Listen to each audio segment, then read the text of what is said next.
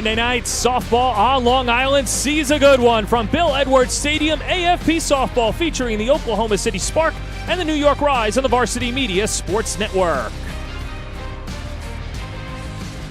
And a pleasant good evening, everybody. Alongside Hofstra head coach Adrian Clark, I'm John Perez.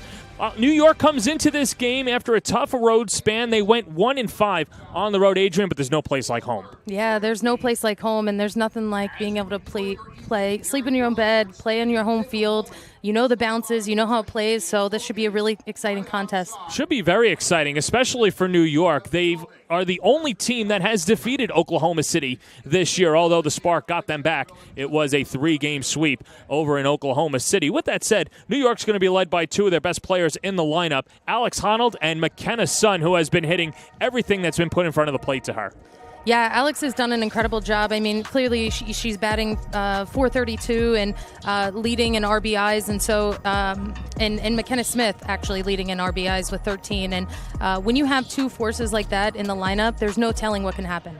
Yeah, not to mention the defense that they bring and the calming presence. McKenna Smith starting at third base last game, but now behind the plate as well, showing off her versatility as Crash McRae looks to get back in the win column after dropping 2 of 3 to the Florida Vibe, and here's his starting 9. Ashley Treeweiler. There's been 13 games this season so far. Treeweiler's got a hit in all of them. Jenna Lair, the local product, that's second. Alex Honnold is in the 3-hole in center field. McKenna Smith in the cleanup spot behind the plate. Sammy Williams, the hero in Game 2 of the homestand a couple of weeks ago, is at third base. Caroline Wong, who was just signed to the team for the final 2 weeks. She is the DP. She bats 6. Lenny Malkin's at first base with Riley Blampede at second base, and Sydney McRae rounds out the order in right field. So that's the Rise. Let's meet Oklahoma City, who many are saying are the best team in the league, and they're playing like it. Only one loss on the year, and they've got not just two of the best players in their lineup. They probably have some of the best semblance of talent amongst anybody on these four. But with that said, let's meet our two impact players tonight, Sydney Sherrill and Yvonne Whaley. Yeah, I mean, these two have been so dynamite this year. Sydney Sherrill being the MVP from last year. I mean, she just brings a different level of intensity and impact to this lineup. And Whaley just, finding ways to make it happen. Oklahoma City is led by Amber Flores. Let's meet their starting lineup as they look to take Game 1 on the road. Tonight, they're 10-2 in night games. Jada Coleman leads things off. She's at first base. Riley Boone's out in left field. Haley Lee behind the plate. Alina Torres in the cleanup spot at second base. Whaley's at short. Kaylani Ricketts was originally the DP. Now she's starting in the circle. Bat 6. Sydney Sherrill's at third base. Chloe Malaulu is out in right field. And Michelle Moultrie, the Florida Gator Hall of Famer, rounds out the lineup for the Oklahoma City Spark. It is the Spark. It is the Rise. Starting lineups and first pitch when we return on the Varsity Media Sports Network. Coaches.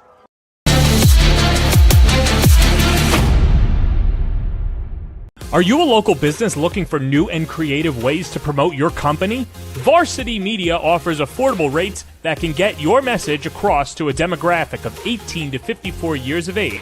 Our follower base across social media is over 50,000 strong, and our viewership numbers per game are in the thousands. Don't blow your advertising budget on old staples like TV and radio media. Reach out to Varsity Media to get the best bang for your buck. It's time to book a Varsity Media Sportscast and get on the big stage. A Varsity Media Sportscast is seen by thousands of people, both live and on demand, from friends and family all over the world to prospective college coaches. Our announcers will help tell the story of your team and your athletes. There is no bigger stage to be on than Varsity Media. Book a sportscast today by contacting Varsity Media. Hey parents, how about a bobblehead for your athlete? Bobbleheads are one of the most preferred personalized gift items today, and it's so easy to order.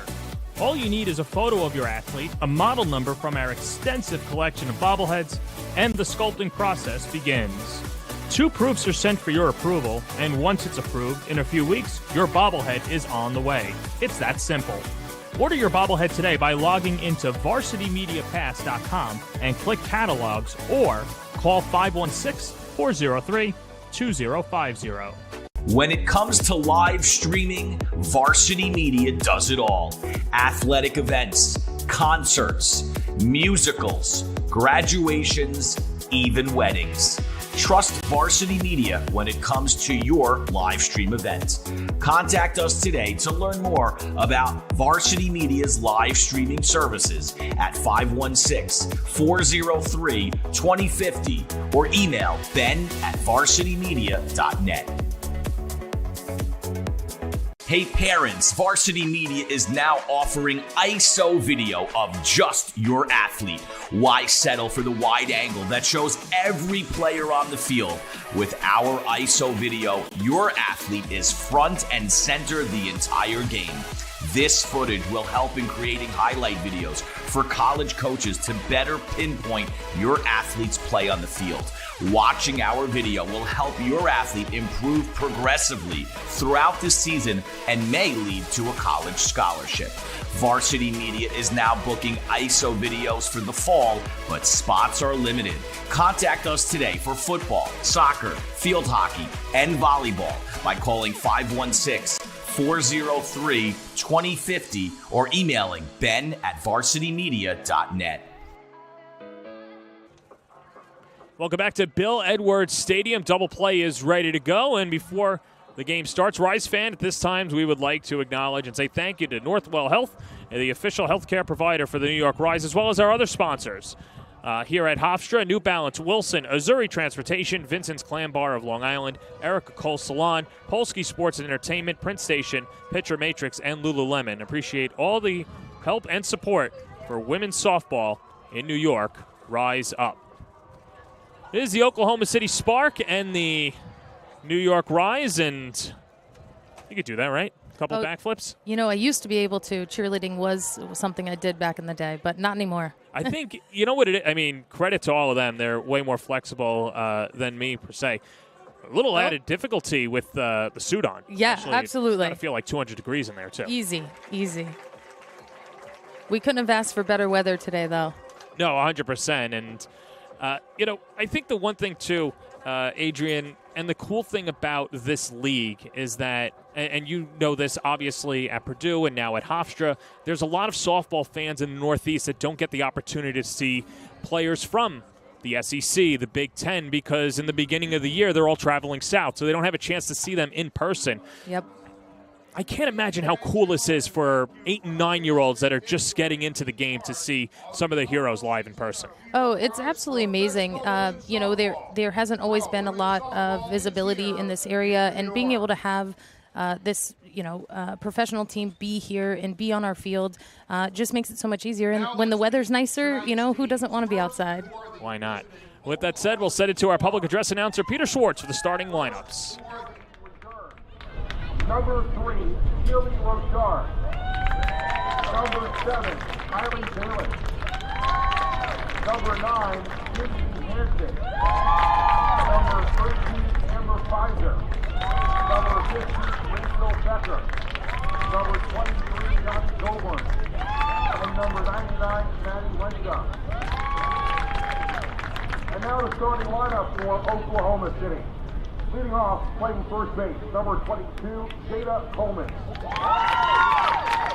Batting second and playing left field, number 0, Riley Booth. Batting third and catching, number 45, Kelly Lee. Batting fourth, playing second base, number 40, Amanda Torres. Batting fifth, the shortstop, number 26, Yvonne Whaley. Batting sixth, the pitcher, number 10, Leilani Ricketts. Batting seventh, the third baseman, number 24, Wolfie Sherrill. Batting eighth, the right fielder, number 14, Chloe Malaulu. Batting ninth, the center fielder, number 16, Michelle Moultrie. The head coach for the Spark is Amber Flores, assisted by Alex Flores and Dean Wallace.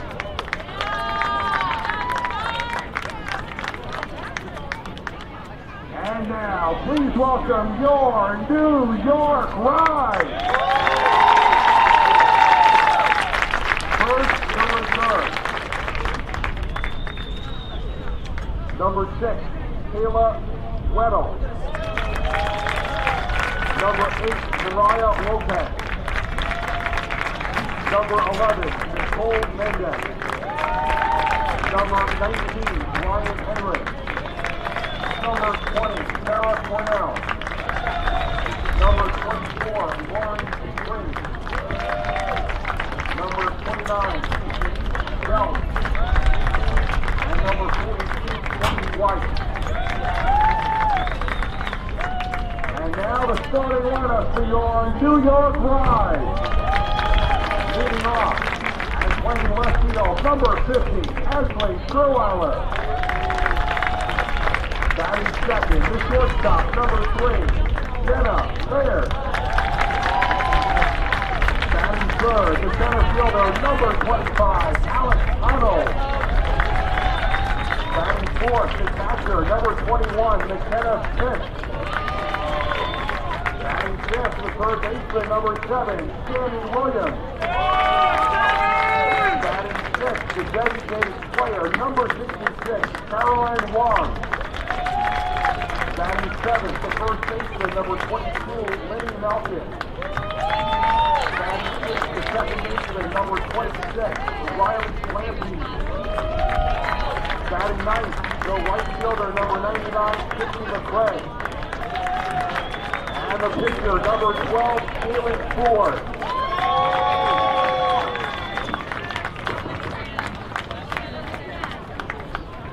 The head coach of the Rise is Crash McCray. Coach McCray is assisted by Tony Marie Valeriano and Lisa Ianson. The umpires for tonight's game at first base, Jake Calzerano. At third base, John Ingrid. And behind the plate is Alex Lee. Ladies and gentlemen, at this time, we ask that you please rise in your seats and remain standing and remove your hats to honor America and those who protect our freedom with the singing of the national anthem performed tonight by a very special guest. He's performed around the world with the likes of Sarah McLachlan, Indigo Girl, Dido, Joan Osborne, and Beth Hart. He was also an intricate part of the team behind Norris Jones' album, Come Away With Me, which has sold over 27 million records worldwide and won 2 Grammys. Ladies and gentlemen, please welcome Long Island's very own Eden White from Glen Cove, New York.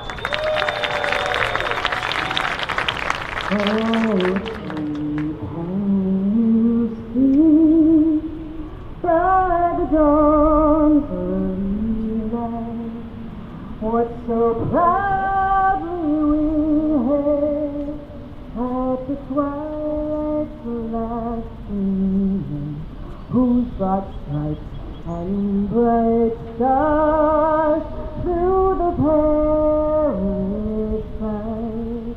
Oh, the ramparts we watched were so gallantly streaming, and the rockets like rubber bombs bursting in air gave proof through the night that our flag was still there. Oh, say does that star-spangled banner yet wave for the land of the free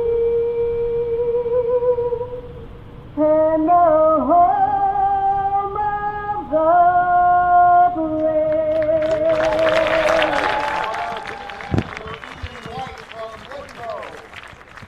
Eden White from Glen Cove singing the national anthem tonight. And with that said, we have a special guest here to throw out the first pitch. Part of Generation K, Bill Pulsifer to throw out the first pitch. For the New York Rise last week, we had Dwight Gooden. This week, it is Bill Pulsifer as well. We'll talk to Bill later on, but Bill, a 6-year Major League career, as he's being introduced to the crowd right now. He is also an ambassador for mental health awareness. Rise fans, please give a round of applause to Bill Pulsifer. just a bit outside.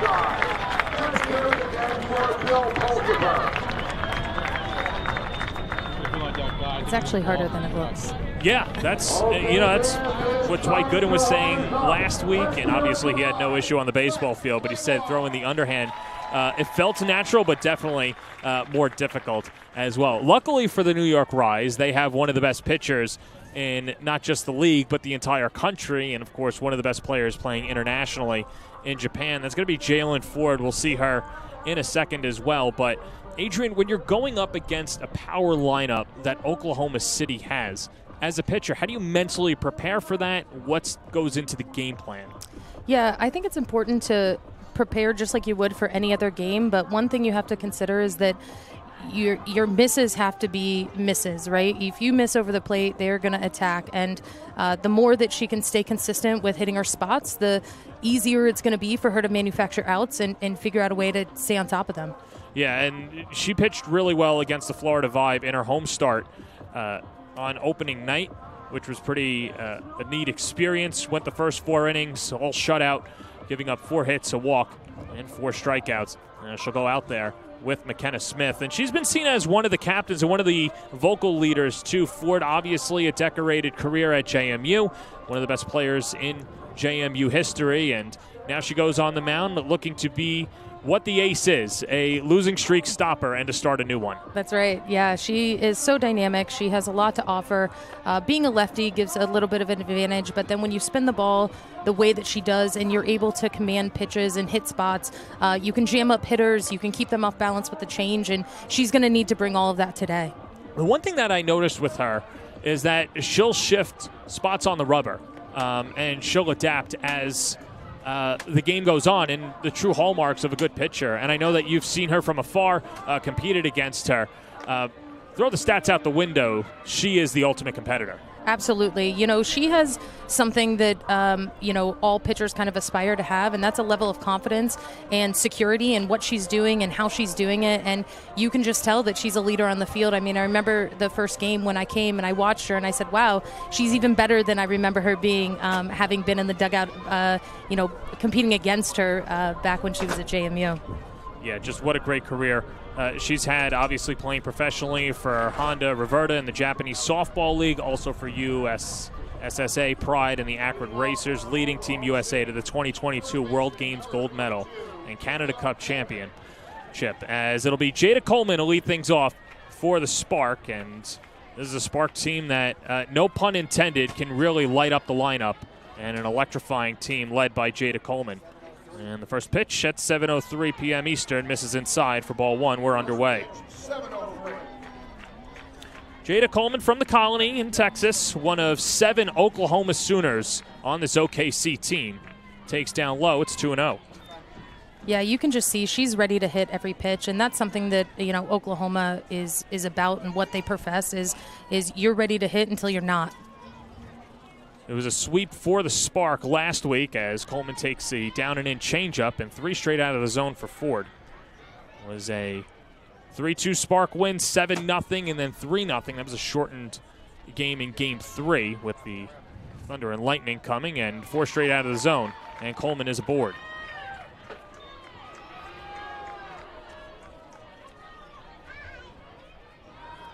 So 1 up, 1 on, and now here's Riley Boone. And I know we were talking about her off camera. You're really excited to see Riley Boone in person. Oh my gosh, so excited.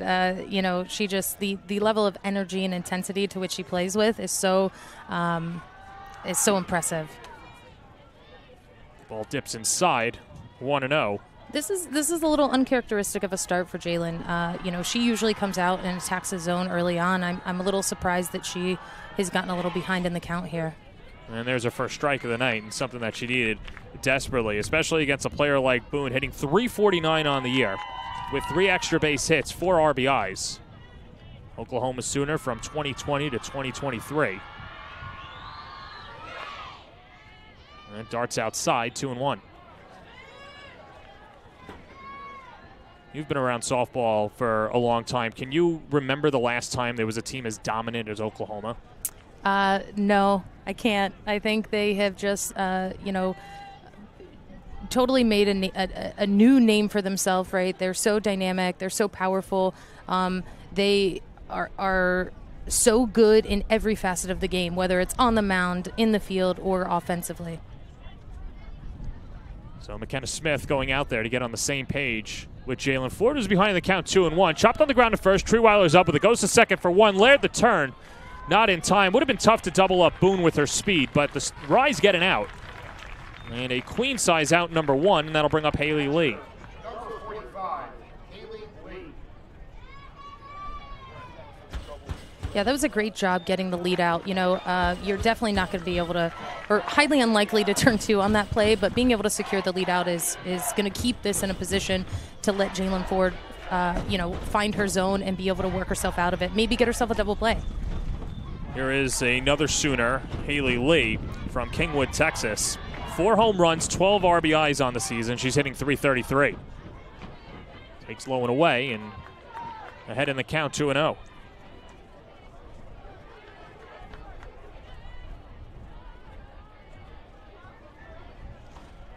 It's an Oklahoma City team top to bottom that is stacked. And good plate discipline as well. It's 3-0. Yeah, again, not surprised with the plate discipline, right? And when you have the start of a lineup the way that the Spark do, it makes it hard to, be able to find the zone to get them to chase at something, right? They're very unlikely to chase at balls. And swinging on 3-0, and sure, obviously, as a coach, there are certain players out there that get the green light on 3-0. Yeah, she's definitely one of them, right? Like, she's hitting in the 3 spot. She's one that you see a good pitch, you hit a good pitch. Another good pitch upcoming. 3-1 upstairs, ball 4.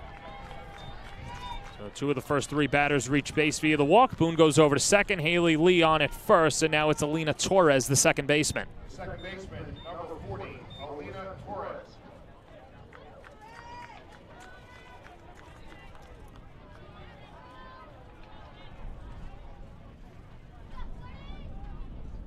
So on a muggy night, a little difficulty with control for Ford. Yeah, it's nice to see her go to her off speed there. It's a pitch that she's got to be able to utilize and utilize often, especially against these hitters.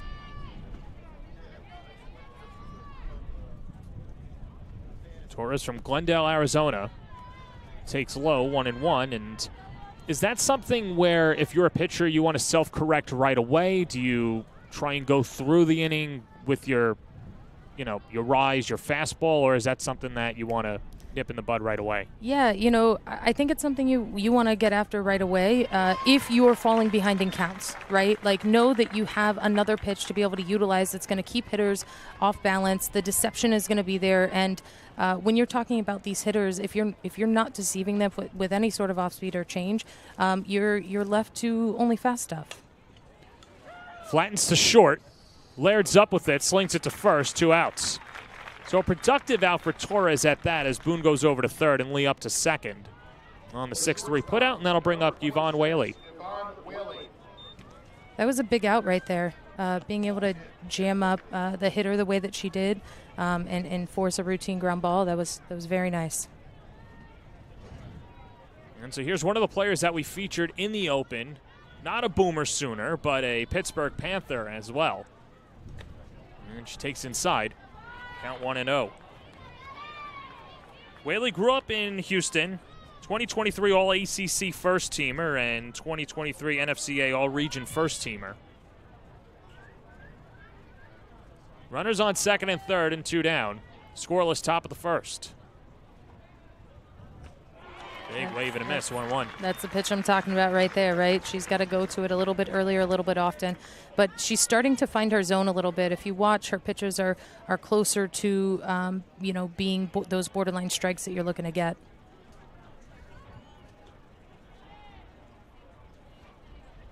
Ford gets the sign, the 1-1. 2-1.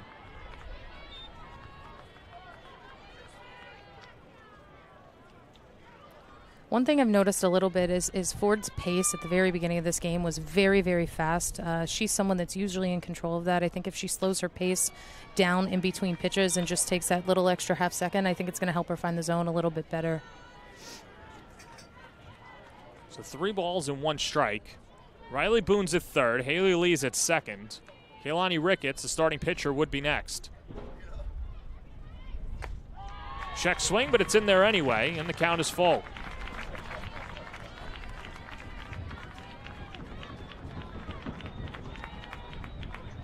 Could imagine the huge mental advantage for Laird if she could get out of this unscathed. 3 balls, 2 strikes, 2 outs. Rock of the Fire. Inside, ball 4. Yeah, you saw a little bit of frustration there. She's working really hard. She's trying to hit some spots. Not always getting the call you want. I think it goes kind of both ways sometimes. Sometimes it works in the advantage for the pitcher if she turns around and just continues to attack. I also think it could get in the way of her, being able to kind of figure out how to get outs here. Trying to read body language here as Ford and Smith, and obviously talking to the home plate umpire as well. And Ford, the veteran, just trying to ask where the strike zone is. Yeah, I think this is tough, right? Umpire zones are always so variable, so different, and finding the umpire zone in a game can be challenging, right? Especially in the first inning. And as pitchers, as players, we have to work really hard to not let the emotions of not getting the calls affect us, so that we can continue to figure it out, right? Rodney McCray getting his 2 cents in there as well. 3 walks in the first inning for Jalen Ford. Base is full of spark. Top of the first, and here's Kaylani Ricketts, a 2-time USA Softball Collegiate Player of the Year. And she takes high, count 1-0.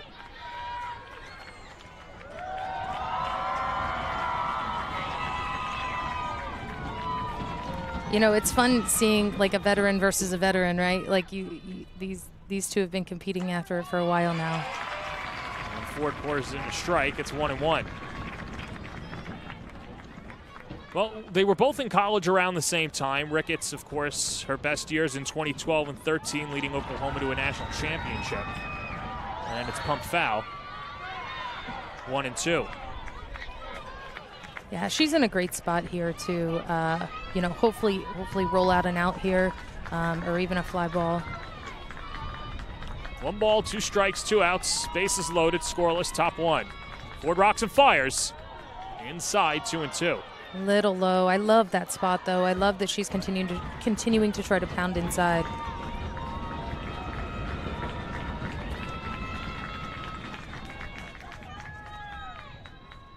Two coming. Inside again. And the count's full.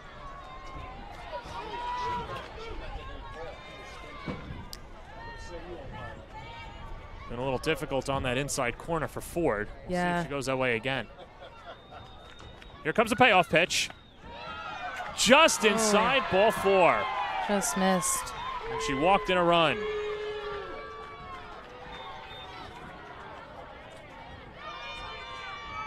So Boone comes in to score, Lee to third, and Whaley up to second. Let's take another look at this ball 4 call. Yeah, just a little bit too inside. I love the height. I love that she's pounding it there.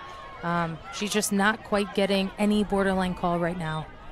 Sydney Sherrill is the 7th batter to step up to the plate against Jalen Ford. And Sherrill, the MVP from last year from Moore, Oklahoma, went to Florida State and was the Defensive Player of the Year as well, getting the start at third base today. And behind in the count, 0-2. Now home plate umpire coming out and talking to Ford, pointing at her, and Ford's been pretty vocal with the home plate umpire, and now McCray comes out there to try and calm down Ford. Yeah, I'm going to be honest, I've never really seen this in a game before. And I would say that it's more likely to happen at the professional level than at our level. 0-2's inside, 1-2. Well, you're right with the professional ranks. I can't imagine too many college and high school umpires are allowing that as well. Yeah, no, they're definitely not. 1-2 fouled away. She was more on time for that pitch. I would love if she went with a changeup here to try to mix things up and get her out of this inning.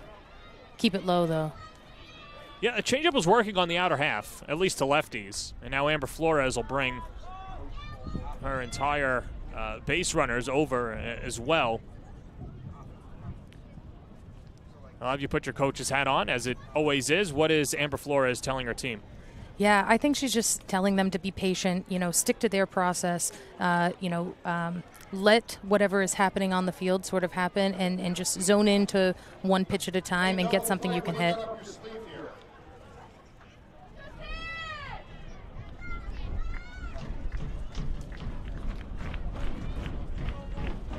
Cheryl was a thorn in the side against New York last week. She went 3 for 7 with a home run, and Ford trying to keep it a 1-0 game. 1-2 on the way. Just inside. 2-2. That was a great spot. That was a great pitch. Just missed.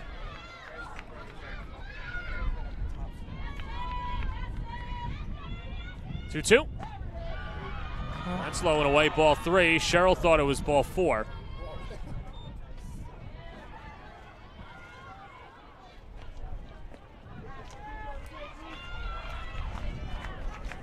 I'm sure Jalen Ford thinks something else. Yes, absolutely. Another full count. Already 4 walks in the inning for Ford. Payoff pitch. Foul back. Good job. Way to battle by both people, Ford and Cheryl.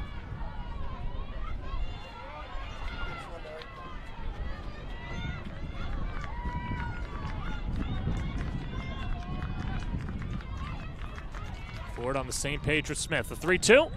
That's flicked down the left field line, foul. Trouble written all over it, but curled foul, and it'll stay 1-0. Yeah, that was a really great spot. You could see Cheryl as she was starting to lunge forward and kind of throw her hands at that pitch, unsure of whether or not it was going to be a strike or a ball.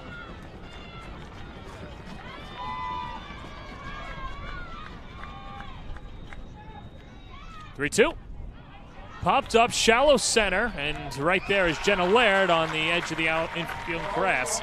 And the inning is over. But Oklahoma City leaves them loaded. They score a run, and after a half inning of play, it's Oklahoma City 1, New York coming to bat on the Varsity Media Sports Network.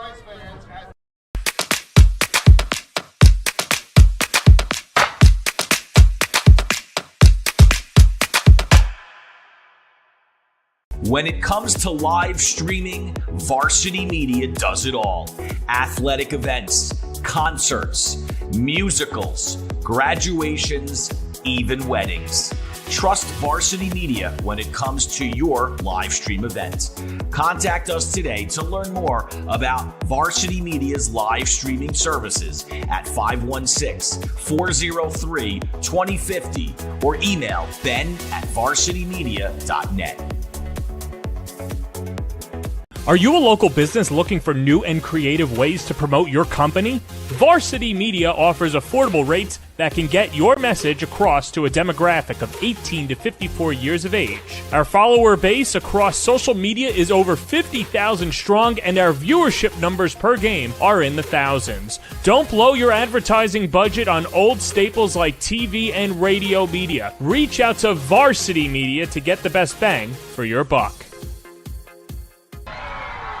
Welcome you back to Bill Edwards Stadium. It's a 1-0 lead for the Oklahoma City Spark. And as we go to the bottom of the first inning, we are pleased to be joined by Bill Pulsifer, 6-year Major League pitcher. Part of Generation K throughout the first pitch, and you were just joking off the air. Had a good bullpen, but when it came time for first pitch, that wasn't very good. That wasn't very good at all. I think I wasted all my bullets in the bullpen trying to get ready. But I couldn't tell you the last time I threw a ball underhand like that. So it was a pleasure to be here, but that was not a good pitch.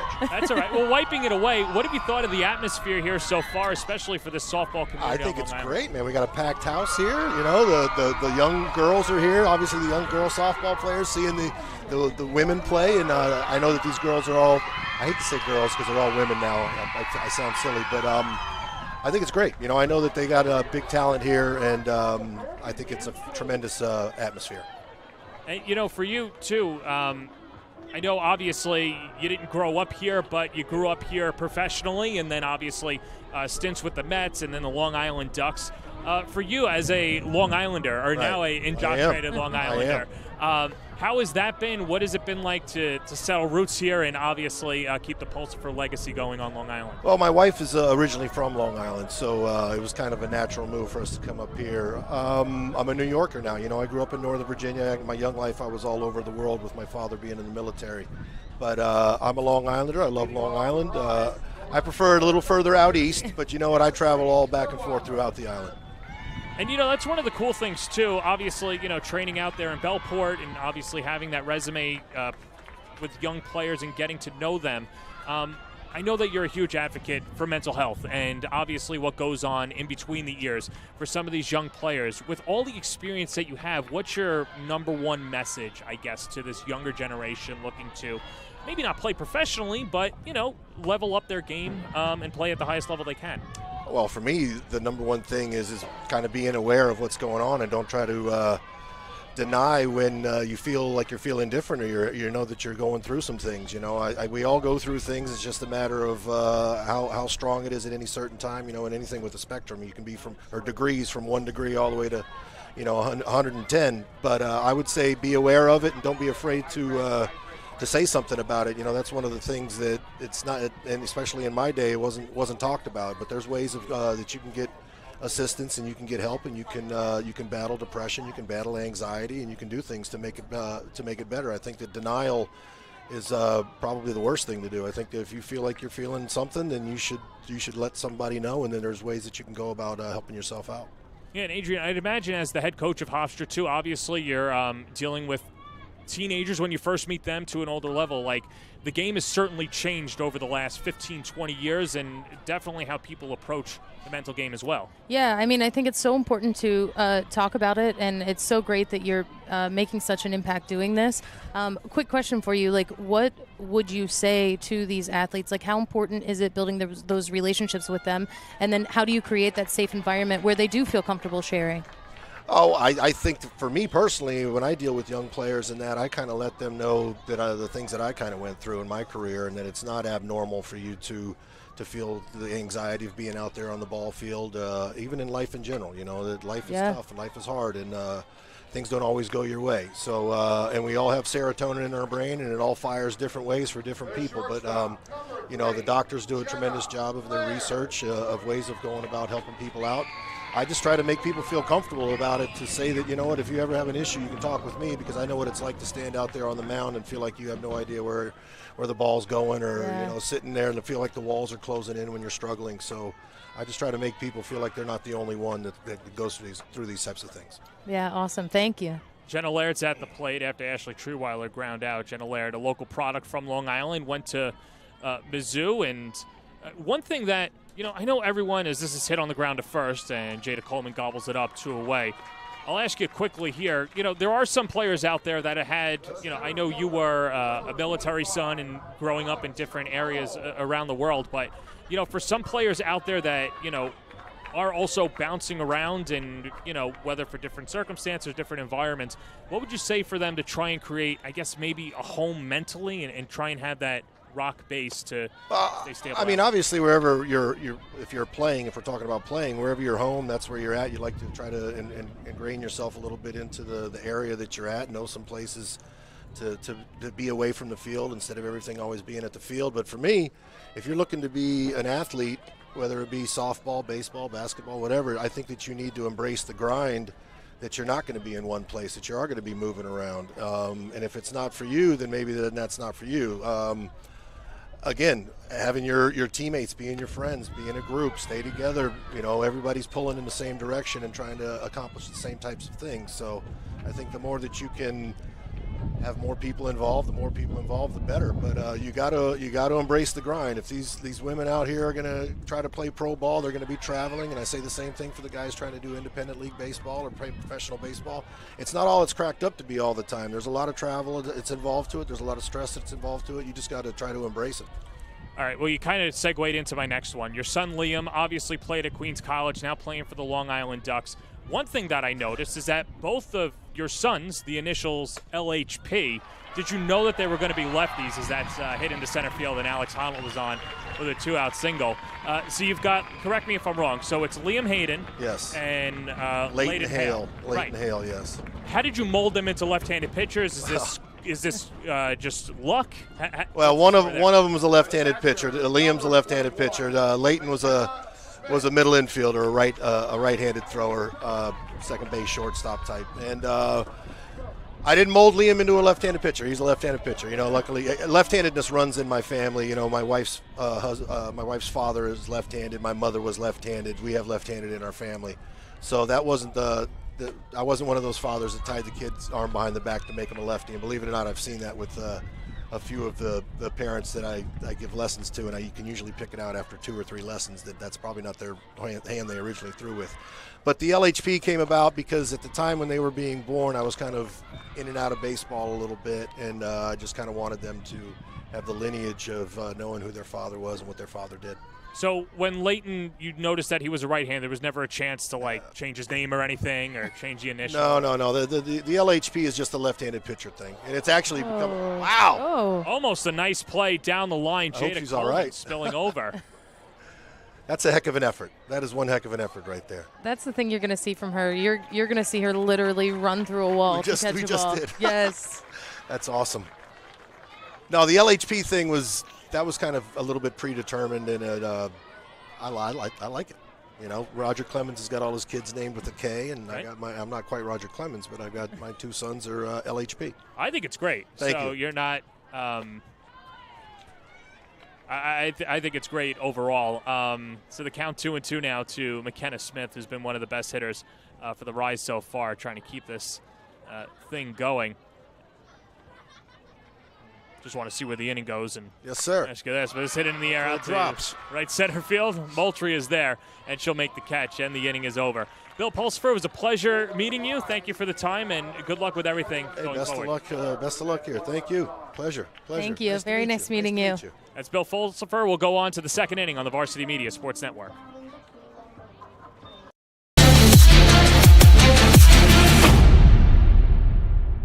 It's time to book a Varsity Media Sportscast and get on the big stage.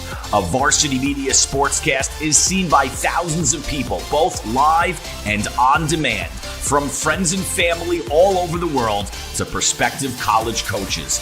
Our announcers will help tell the story of your team and your athletes. There is no bigger stage to be on than Varsity Media. Book a sportscast today by contacting Varsity Media. Hey parents, how about a bobblehead for your athlete? Bobbleheads are one of the most preferred personalized gift items today, and it's so easy to order. All you need is a photo of your athlete, a model number from our extensive collection of bobbleheads, and the sculpting process begins.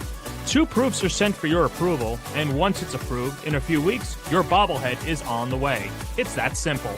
Order your bobblehead today by logging into varsitymediapass.com and click catalogs, or call 516-403-2050.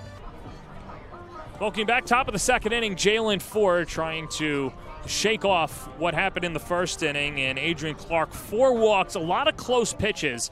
And as a pitcher, I know it's frustrating, but when she comes back into the dugout as a coach, are there words exchanged with her? Do you let her figure it out on her own? What's the...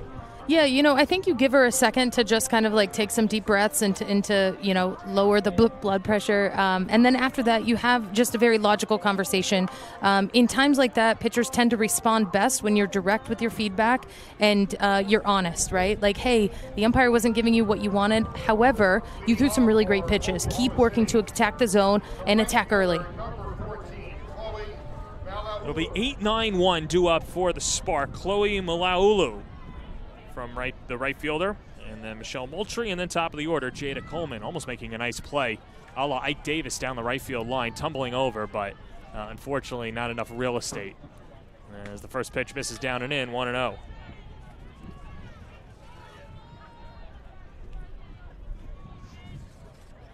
I would love to see Jalen use more of her changeup, earlier in the counts here and often. Well, there was a changeup. It's like she's getting my vibe. Sure, as a coach, you would love to have a competitor like her. Oh my gosh, absolutely. 2-0 pitch, smacked down the right field line and goes out of play.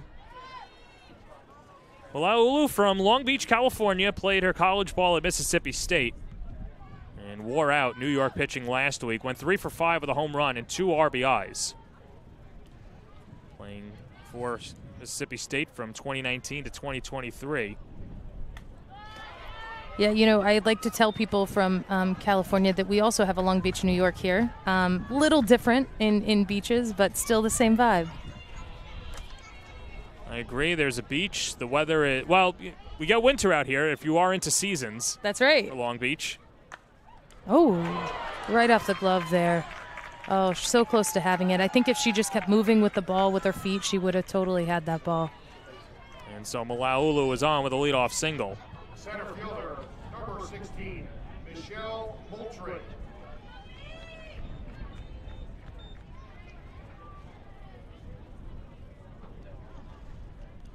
So here's Michelle Moultrie, former Florida Gator from Jacksonville, Florida. Lefty-lefty matchup, and take strike one. Yeah, I don't know exactly how many years I've been watching her play, but this is something. I mean, when you have the level of expertise to which she has for the amount of years she's been playing and coaching, it only helps you become a better ball player. Shows bunt and pulls back. She's hitting 171 this year with a 1 home run and 3 RBIs, but 4-time World Cup of Softball gold medalist, was a member of the United States women's national team every year since 2012, and named the 2017 USA Softball Female Athlete of the Year. And how about this? Was a walk-on at Florida. I mean, now she's a Hall of Famer. That's incredible. Anytime you can go and you put your head down, you grind, and you work hard to learn and grow, really amazing things happen. Smith has to come out from behind the plate, whips it over to first, not in time. Ooh. That was a close one. Close by a hair, and those are the wheels of Moultrie that everybody down in Gainesville loves as she legs out an infield single. And so the Spark have the first 2 hitters aboard. We'll take another look. Ooh, yeah, it was real close. She almost had the out there. Those are tough balls to field anytime they're kind of like the swinging bunt, right? It's really hard to decide what's happening there. Now back to the top of the order as Jada Coleman takes a strike. 0-1. She reached on a walk and was thrown out on a fielder's choice. It was first base umpire John Cambridge saying that Moultrie got in ahead of the throw. I also love how quick Smith is behind the plate there. She didn't hesitate. She saw that ball, but with a little bit of a high chop, it made it hard for her to be able to get that out. And that's the thing. You can't make you can't miss it by just a little bit, right? You have to be on it. 0-2 pitch. Setup is outside, 1-2.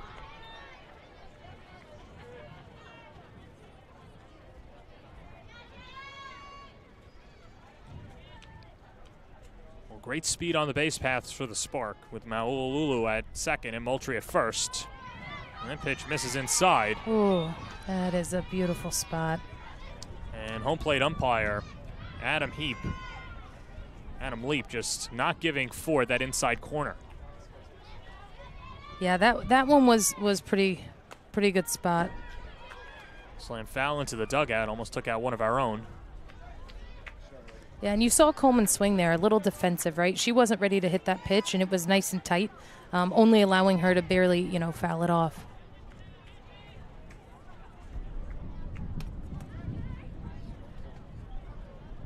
Two balls, 2 strikes, 2 on. Pitch. Tapper foul. Great job on the mound by Ford. Getting her to lunge out, kind of throw her bat at it. She definitely has the advantage right now. Ford looking for the strikeout or a ground out here. 2-2. One grounder right back to the mound. Ford uses the glove and flips it to first. Yeah. Essentially a swinging bunt moves the runners over to second and third. Yeah, what a great job there, right? Utilizing that changeup again, keeping her off balance. That's exactly what she needs to keep doing here. Take another look with Ford, and for those lefties, sometimes it's hard to exchange hands, so you just flip it over yourself. It is. Here's Riley Boone, reached on a fielder's choice and came around to score and sprays the first pitch foul, 0-1. And that's one of the great things about Ford is she fields her position so well, right? She's able to get balls outside of the circle, making it easier for the infielders to have more range. Well, and speaking of those infielders, they bring the infield in to try to cut down the run, especially with Kaylani Ricketts, who we didn't get into in the first inning, but we'll talk about how tough she is to face in the circle. 1-1 in the dirt. Good stop by Smith, 2-1. Oh. She did a great job of picking that one and keeping it in front.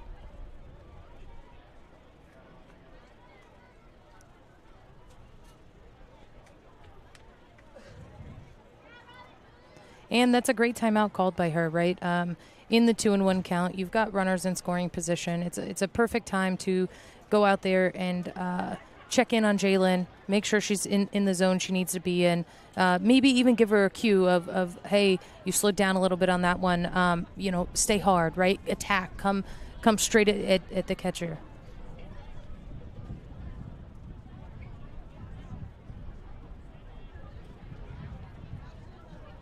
Two 2-1 pitch. Oh.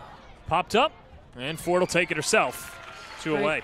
Great spot, right? Like right after the pitch, she knew where the ball was going. She did a nice little drop step. Not all pitchers are capable of doing that. Here's the defensive alignment for the Rise. Treeweiler, Honnold, and McCray left to right in the outfield. Malkin gets a start at first base. Blampede, Laird, Sammy Williams at third. Smith behind the plate, and Jalen Ford on the mound. And Haley Lee at the plate. And takes low, 1-0.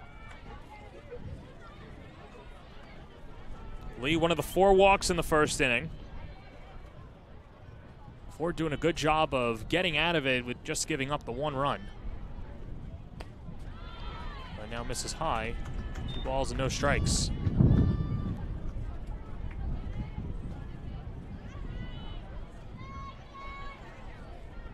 And a base open, but the cleanup hitter, Alina Torres, is on deck, and that's smacked into left field. It's a base hit. Malaulu comes in to score.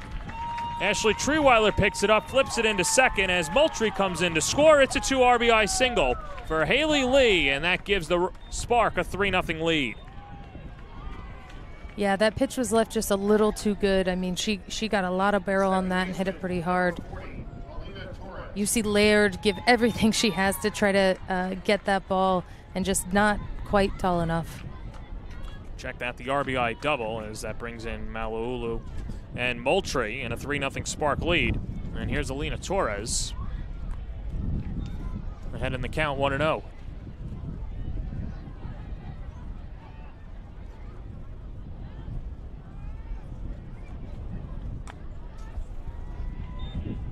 Well, Adrian, you could see the consequences of Ford, who likes to live on the corners and nibbles, and when she's not getting the call, you have to throw it right down the pipe, and Oklahoma City will make you pay. That's right.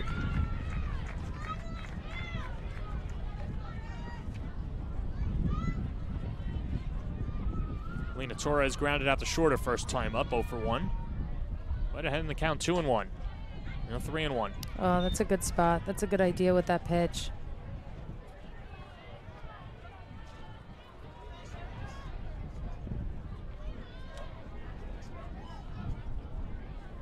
A run in the first, 2 in the second, a 3-0 lead for OKC.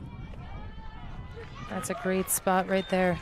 She just needs to continue to thread that needle and hit spots like that. And if she does, she's going to be able to generate outs.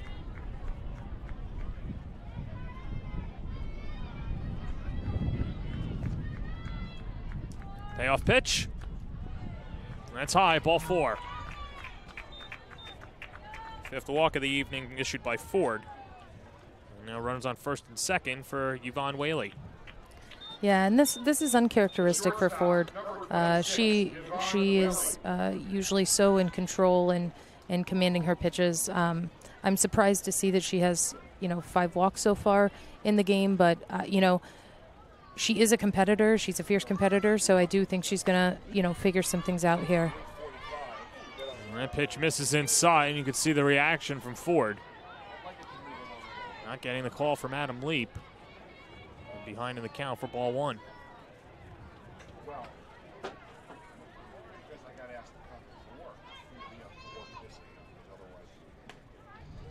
And 2-0.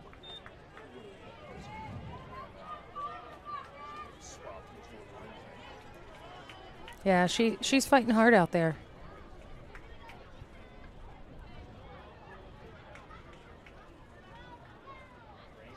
Comes home with a 2-0. Flicked foul. 2-1.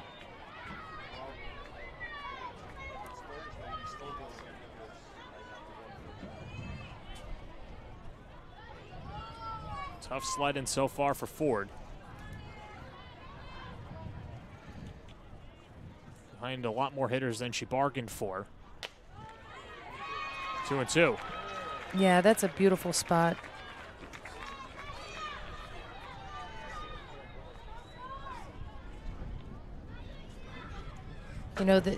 She just needs to rely on her defense a little bit. Throw some pitches, let the defense be able to make the plays for her. The Rise have a very dynamic defense of what they're capable of doing, and I think if she just kind of relies on her teammates here a little bit, she'll find this a little easier to adjust. Well, that pitch missed on the inner half, so another full count. 3-2, runners go, hit right back to the mound, and Ford will record all 3 outs herself to end the inning. But a 2 RBI double by Haley Lee makes it 3-0 through 1.5 on the Varsity Media Sports Network. Doc Ginn, and you're watching the New York Rise. Are you a local business looking for new and creative ways to promote your company? Varsity Media offers affordable rates that can get your message across to a demographic of 18 to 54 years of age. Our follower base across social media is over 50,000 strong, and our viewership numbers per game are in the thousands. Don't blow your advertising budget on old staples like TV and radio media. Reach out to Varsity Media to get the best bang for your buck. It's time to book a Varsity Media Sportscast and get on the big stage. A Varsity Media Sportscast is seen by thousands of people, both live and on demand, from friends and family all over the world to prospective college coaches. Our announcers will help tell the story of your team and your athletes. There is no bigger stage to be on than Varsity Media. Book a sportscast today by contacting Varsity Media. Welcome you back to Bill Edwards Stadium, and like we mentioned, of course, Long Island now has a professional softball team, and it's got to be great for all the young softball players out there to get an opportunity to see their heroes who they watch on TV every night, now getting to see them in person. And what better time than summer, right? Oh, yeah, this is the best time ever, right? Spend all day at the pool or the beach and then come here at night. There's nothing better.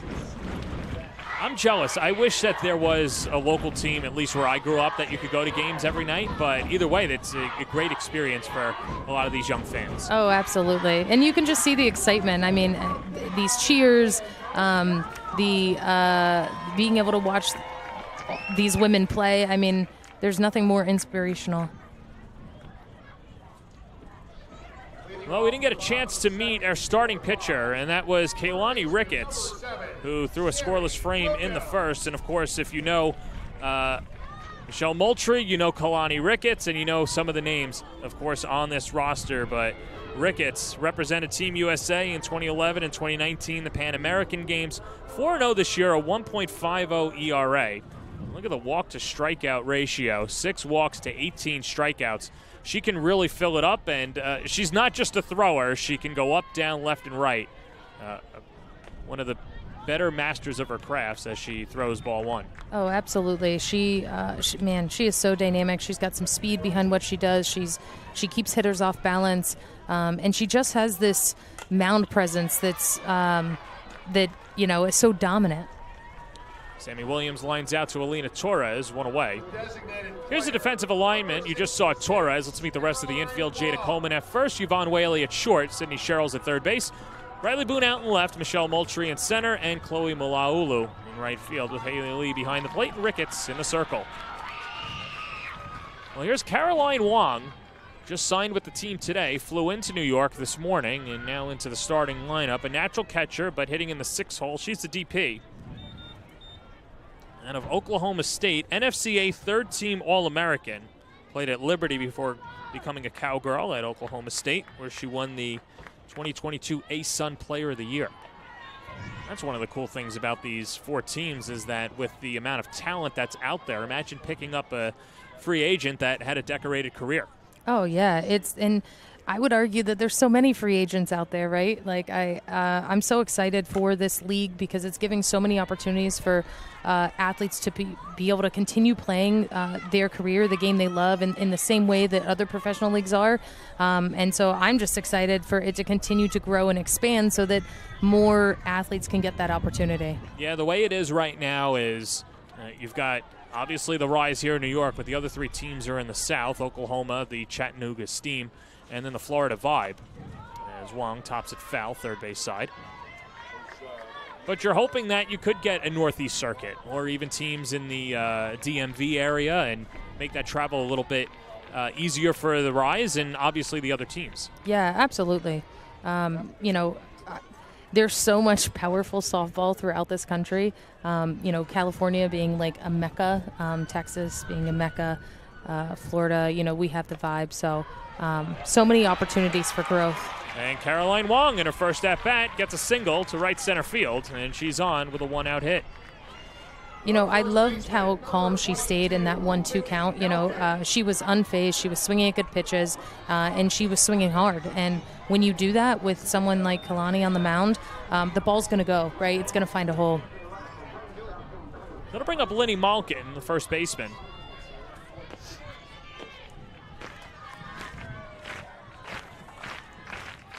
Malkin hitting 167 on the year, but has some power and drives it out to right field on the first pitch from Malaulu. Angles over and hauls it in, 2 away. Second baseman, number 26. So bring up Riley Blampede.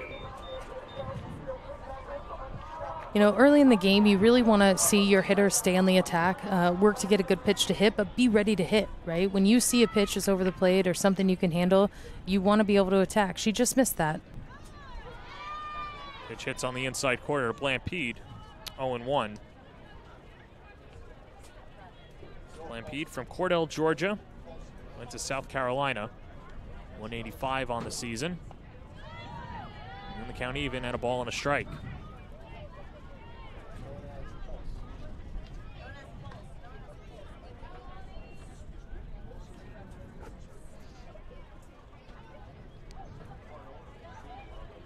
One, wave and a miss, 1-2.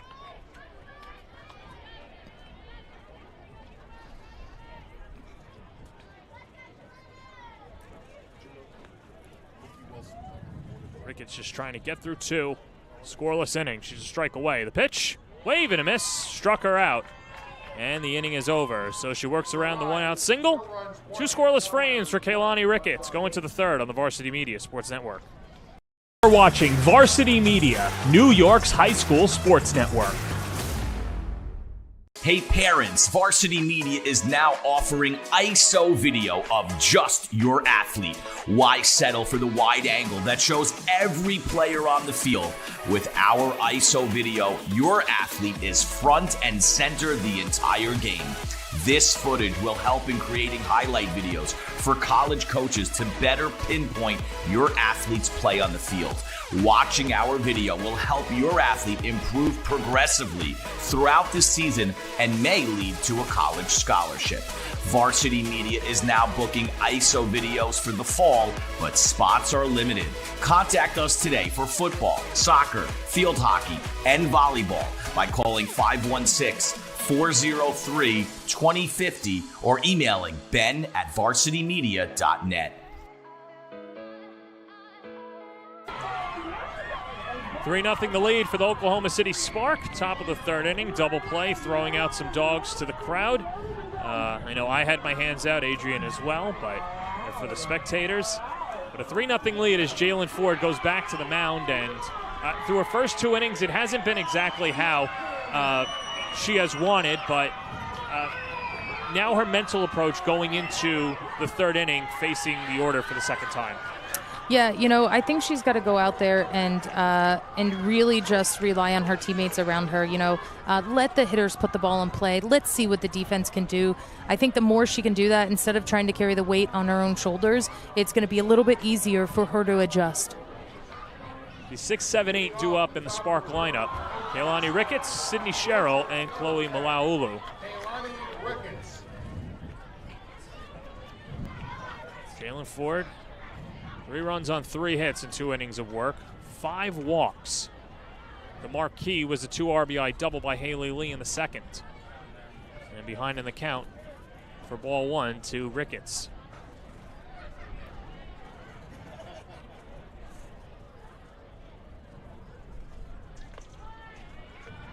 And now 1-1. That's a great spot. And I know we keep talking about that she's already had 5 walks so far, and we're just in the top of the third, but for her to only have a score of 3-0 is also pretty impressive. When the leadoff walk gets on, or the leadoff batter gets on by a walk, it's the statistical chance of them scoring is incredibly high. Right. And that's the one thing that she's trying to work on. Had pinpoint control in her last home start. Obviously a little bit different against a team that's very patient like Oklahoma City.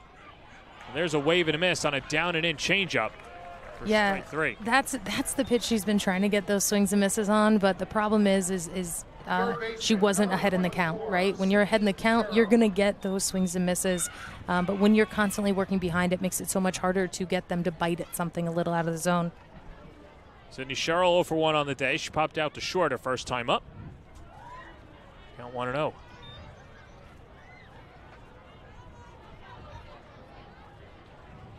Sherrill from Florida State finished her career as one of the most decorated Seminoles in school history. No one has played more games than Sydney Sherrill for the Seminoles, and with 283 ranks 10th in FSU history by hitting .352.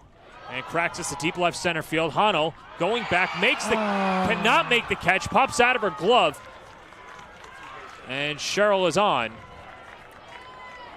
The ball hit incredibly hard. Holland did a great job out there of tracking it down and just couldn't quite keep it in her glove. Yeah, let's see here. And into the gap, Honnold. Oh, it just caught the edge of her glove where her hand is.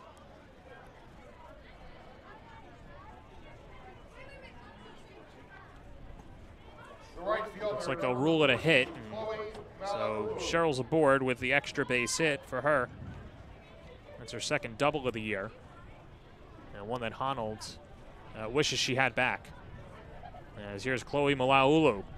An infield single the first time up.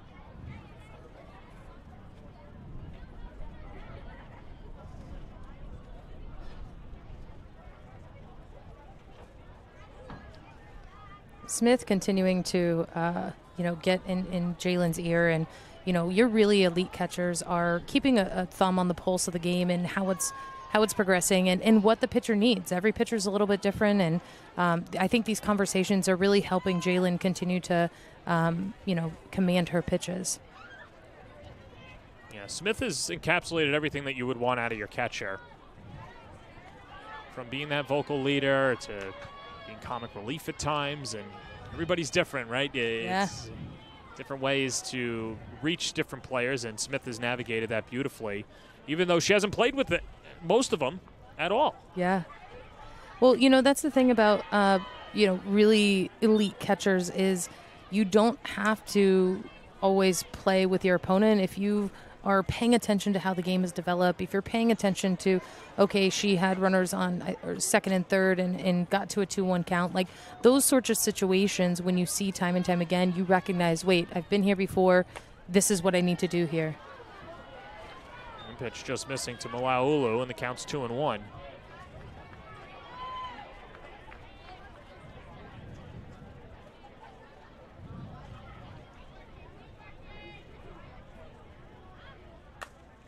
Line to right, down for a base hit. McCray covers over.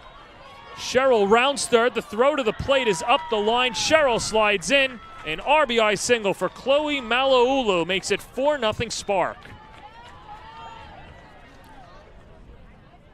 She got a great piece of that ball, but I was also really impressed with how McCray handled it out there. Like, she made a great stop. That one hop, she didn't hesitate. That transition, you know, if her throw is more in line with home and doesn't take Smith up the line, I think she might have a chance of getting her out there with how quickly she got it in. Rodney McCray comes out. He's going to lift Jalen Ford. And a new pitcher for the Rise. 4-0 lead for the Spark on top of the third inning. And we're just waiting for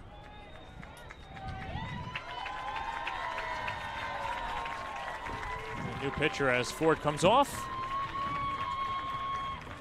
And it will be Courtney Weish to come on in relief to try and stop the bleeding. 4-0 Spark. We'll take a break on the Varsity Media Sports Network. Doc Gooden, and you're watching Varsity Media.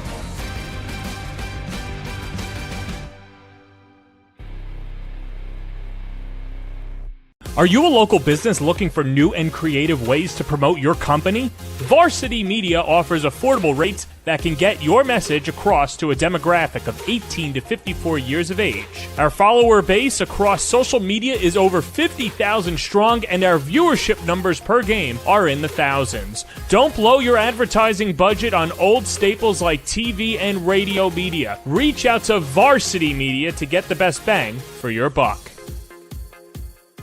It's time to book a Varsity Media Sportscast and get on the big stage. A Varsity Media Sportscast is seen by thousands of people, both live and on demand, from friends and family all over the world to prospective college coaches. Our announcers will help tell the story of your team and your athletes.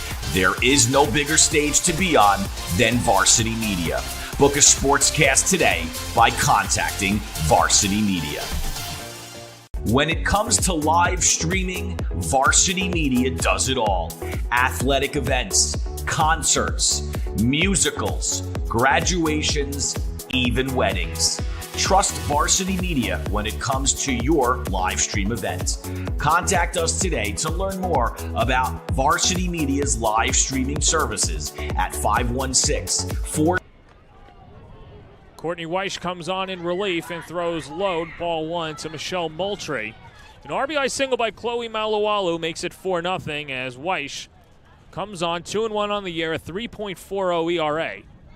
Trying to keep this a 4-0 game, but skips outside, and the count's 2-0. Jalen Ford started off the game with the first 2 1/3 innings, gave up 4 runs on 5 hits, walked 5, struck out 1. She's responsible for Malawolu over at first. And a strike poured in, 2-1. Yeah, that's a great job there. You know, anytime you come into a game, it's always a little nerve-wracking. It's always nice to see pitchers sort of settle in and get that first strike, and it totally relaxes them. Missed inside, 3-1. Weish pitched against Oklahoma City 2 weeks ago, went 4 2/3 innings, gave up 3 runs on 4 hits, 2 walks, and 5 strikeouts. It was a 7-0 victory for the Spark. And delivers outside and walks the first batter that she faces.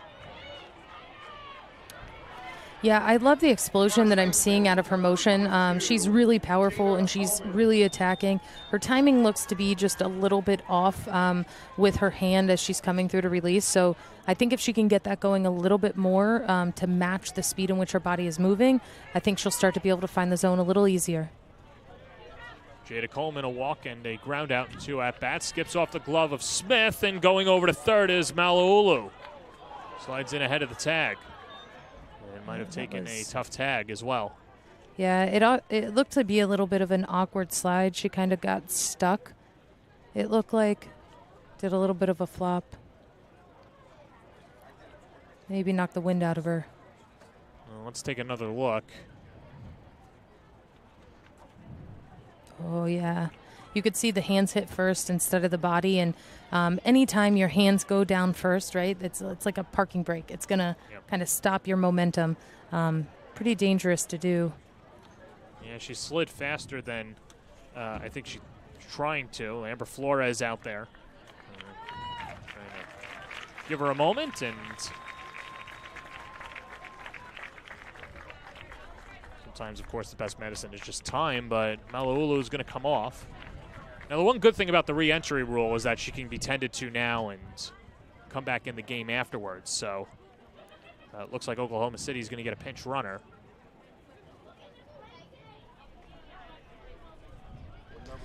Yeah, that was heads-up base running. She saw the ball in the dirt, and it kicked away from Smith back here, and she didn't even hesitate on her way to third.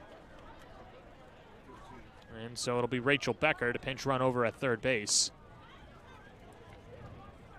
Pinch running for OKC, number 15. Becker, you see, from Oklahoma State. Handful of Cowgirls on this roster, and I know someone that you love her game as well. Yeah, I do. I had the opportunity to coach her when I was at Purdue, and such an elite athlete, and one of the smartest people I know, too, getting her engineering degree while also, playing elite softball. Very impressive. Count 2-0. Courtney Weiss trying to keep this a 4-0 game, but misses inside, 3-0.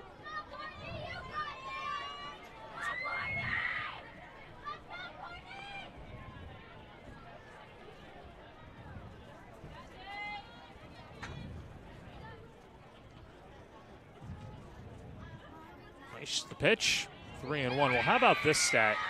The third at-bat, or third plate appearance for Jada Coleman. And the Rise have not even gone through a full turn in their lineup, as Kaylani Ricketts has been very solid so far, and it's just been that start so far for the Rise.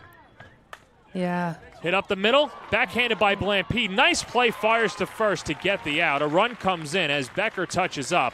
That makes it 5-0, give the RBI to Coleman. And Moultrie moves over to third. There's 2 away. What a great play by the second baseman.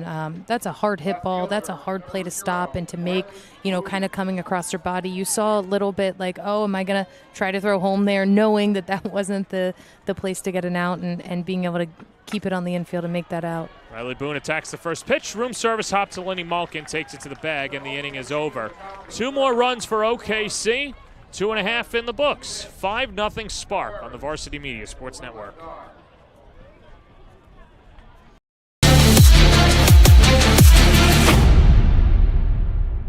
It's time to book a Varsity Media Sportscast and get on the big stage. A Varsity Media Sportscast is seen by thousands of people, both live and on demand, from friends and family all over the world to prospective college coaches. Our announcers will help tell the story of your team and your athletes. There is no bigger stage to be on than Varsity Media. Book a sportscast today by contacting Varsity Media. Hey parents, how about a bobblehead for your athlete? Bobbleheads are one of the most preferred personalized gift items today, and it's so easy to order. All you need is a photo of your athlete, a model number from our extensive collection of bobbleheads, and the sculpting process begins. 2 proofs are sent for your approval, and once it's approved, in a few weeks, your bobblehead is on the way. It's that simple. Order your bobblehead today by logging into varsitymediapass.com and click catalogs, or call 516-403-2050. Bottom of the third inning here at Bill Edwards Stadium, and of course, welcome to New York. Get ready to shake it off tomorrow, as it is Taylor Swift night here at Hofstra University, and of course featuring Totally Taylor, a tribute by Elizabeth Edquist. Adrian Clark, are you ready for it? I'm ready for it. I spent all day making some friendship bracelets, so I can't wait to hand them out. All right, friendship bracelets. Trying to think of the other puns, but definitely a ton of Swifties here as well. And Ricketts has been exceptional so far for the Spark, as she's thrown 2 scoreless innings. And now a 5-0 lead as Michelle Moultrie comes back in to the game. Or check that. It looks like Becker staying in the game. Yes, so Becker stays in the game. Yvonne Whaley moves over as well, as Whaley's now the right fielder Number 99. for Malawalu. Sydney McCray.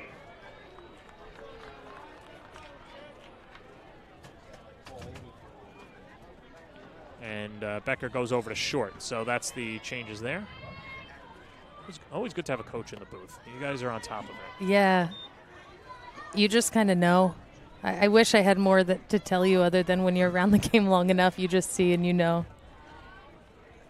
And we'll see, obviously, with the re-entry, maybe that's something that pops up later in the game. A 5-0 lead for Oklahoma City, especially when you got Ricketts on the mound. If you're Amber Flores, you're hoping that you don't have to re-enter her into the game, and you get Becker some experience at short, some playing time, and obviously moving Whaley over to right. Sydney McCray, good morning, good afternoon, good night, goes down swinging, second K for the OKC starter. Number 50, Ashley Trierweiler. Yeah, that's a hard pitch. A hard pitch for McCray to hit, low and out and, swinging kind of over top of it. As you're running through and slapping, you've got to be really mindful of the direction in which you're moving, trying to stay straight to the pitcher. If you pull off at all, you're not going to stand a chance at really trying to make contact with that ball. Here's Ashley Trierweiler riding a 13-game hitting streak. Grounded out to first in her first at-bat. And ahead in the count, 2-0.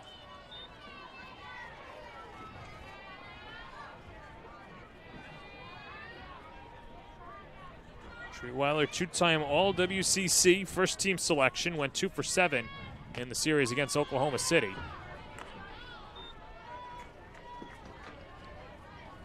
And the count 2-1. Doing a good job of working the count here.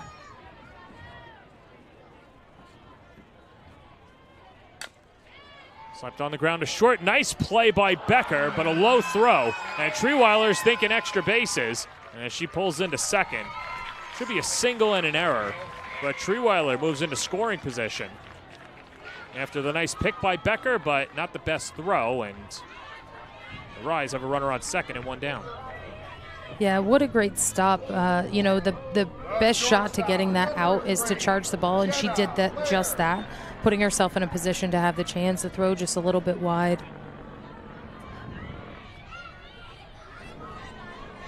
Take a quick look as Jenna Laird takes outside for ball one. Yeah, it looked a little bit too like the coverage at first stepped a little too soon. When you're receiving those balls, you have to make sure that you're staying put. Heads up play. Heads up play. Great bunt, but man, what a great job of letting that ball roll foul. Well, it's the little things that make Sydney Sherrill over at third base the Defensive Player of the Year. There's Jenna Laird with a 1-1 count. And Trierweiler at second, a 5-0 lead for the Spark. Hit that way, easier play for Sherrill, and whips it across the diamond, 2 away. The center fielder, number 25, Alex Honnold. So here's Alex Honnold, one of the 2 Rise hits today. Or check that, one of the 3 hits now with the infield single earlier in the inning.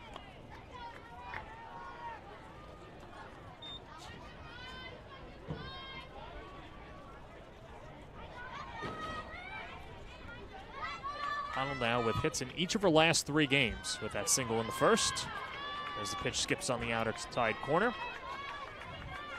0-2.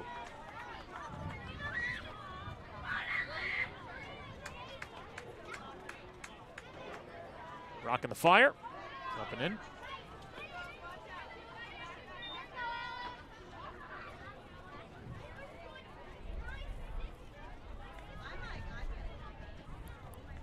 Kalani doing a great job here working, ahead in the count. And popped up left side. Becker's under it, hauls it in. And the inning is over. An infield single and an error. Ashley Trierweiler is stranded at second. 3 scoreless innings for Kaylani Ricketts on the Varsity Media Sports Network.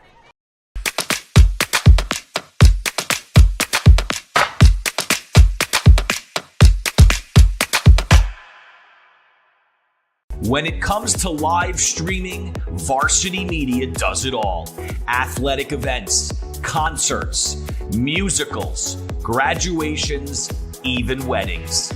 Trust Varsity Media when it comes to your live stream events. Contact us today to learn more about Varsity Media's live streaming services at 516-403-2050 or email ben@varsitymedia.net. Are you a local business looking for new and creative ways to promote your company? Varsity Media offers affordable rates that can get your message across to a demographic of 18 to 54 years of age. Our follower base across social media is over 50,000 strong, and our viewership numbers per game are in the thousands. Don't blow your advertising budget on old staples like TV and radio media. Reach out to Varsity Media to get the best bang for your buck. Bark at the Moon, top of the fourth. 5-0 lead for the Spark. As the New York Rise trying to get back in this one. Hey teams, let Varsity Media bring your games to life with our SPORTSCAST for multiple camera angles, play-by-play coverage, instant replay graphics, and more. Varsity Media is ready to broadcast your sport. Our YouTube channel has over 33,000 subscribers, 6 million views on our content. That's a lot of eyeballs to help you get noticed. Contact us today to learn more at varsitymedia.net or any social media channel at Varsity Media. Merrick Mayhem in the house, enjoying a softball game on a Monday night. They brought their snacks. They brought their drinks. I love that the teams bring their jerseys, too, to represent. Oh, yeah. It's great. It's so fun to see them, wear their colors and have pride in their team and look unified, too. And these neon jerseys, like, where were these when I was a kid? I'm with you. I would have loved to worn the hot pink one. Me as well. I also feel that everything was just a hand-me-down back in the day. Yep. You got whatever size was left or whatever number was available. And I don't know how it was in softball, but definitely in baseball. Like, whoever the tallest kid was, that was the highest number. So it went from, 1 to 10. Yes. So the biggest kid in class was always number 10. That's it. Yep. Size order, size of the jersey. Also, it went from, 1 to 15. Right. You see numbers that are 00, 99, 98. Those were not around. And this is a silly question coming from me, but I've now seen it with a couple of teams in this league and obviously in college. I never knew that 66 was a softball number. Yeah, I never knew half the numbers in softball or softball numbers. I think, what's really cool about the younger generation is that they just, they push the standards and they change things. And that change, while so simple, it allows them to have their personality or have a meaning behind it, right? Like, oh, my dad played football and his number was 66. And, I want my number to be 66. Haley Lee drives it to deep center field. Honnold is there, jumps and makes the catch. She took an extra base hit away from Haley Lee for an exciting out number 1. How about this play? Had trouble in the gap a few innings ago, but looks like a pro here. Not this time. She worked really hard to get to the fence. She was dragging the ball the whole time. Catching that ball definitely saved them a run there. Lee vying for her 5th home run of the year, but Honnold says nay. And here's Alina Torres, 0 for 1 with a walk today. It's a right back to the mound. A lot of English, but Weiss scoops it up and rifles to first. 2 outs. Yeah, great job staying composed there. A little off balance. That ball was hit right off the end of the bat. That's why you see the umpire checking the ball, making sure that there's no scuffs on it. Obviously taking this one out, so it must have had a little damage to it. Now, that's also something that has changed. Usually you have a little scuff on the mark. You want to keep it, right? Times have changed a bit. Here's Yvonne Whaley, a ground out and a walk as well against Jalen Ford, who started this game. Responsible for all 5 runs as Whaley shoots it foul.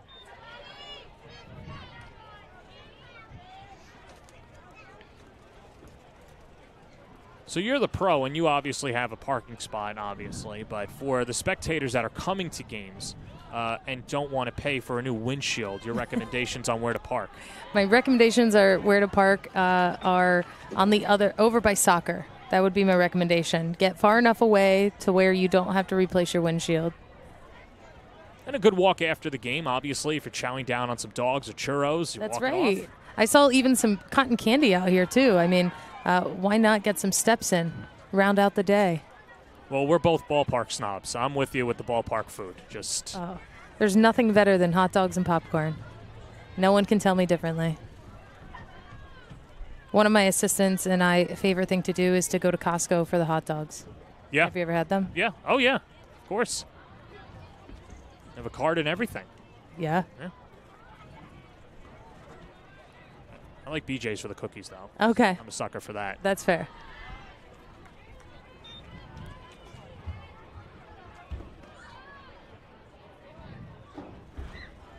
Whaley behind in the count 1-2. A 5-0 lead for Oklahoma City. They've scored in their first 3 innings of play. Weiss trying to throw up a goose egg. Pitch. Top foul.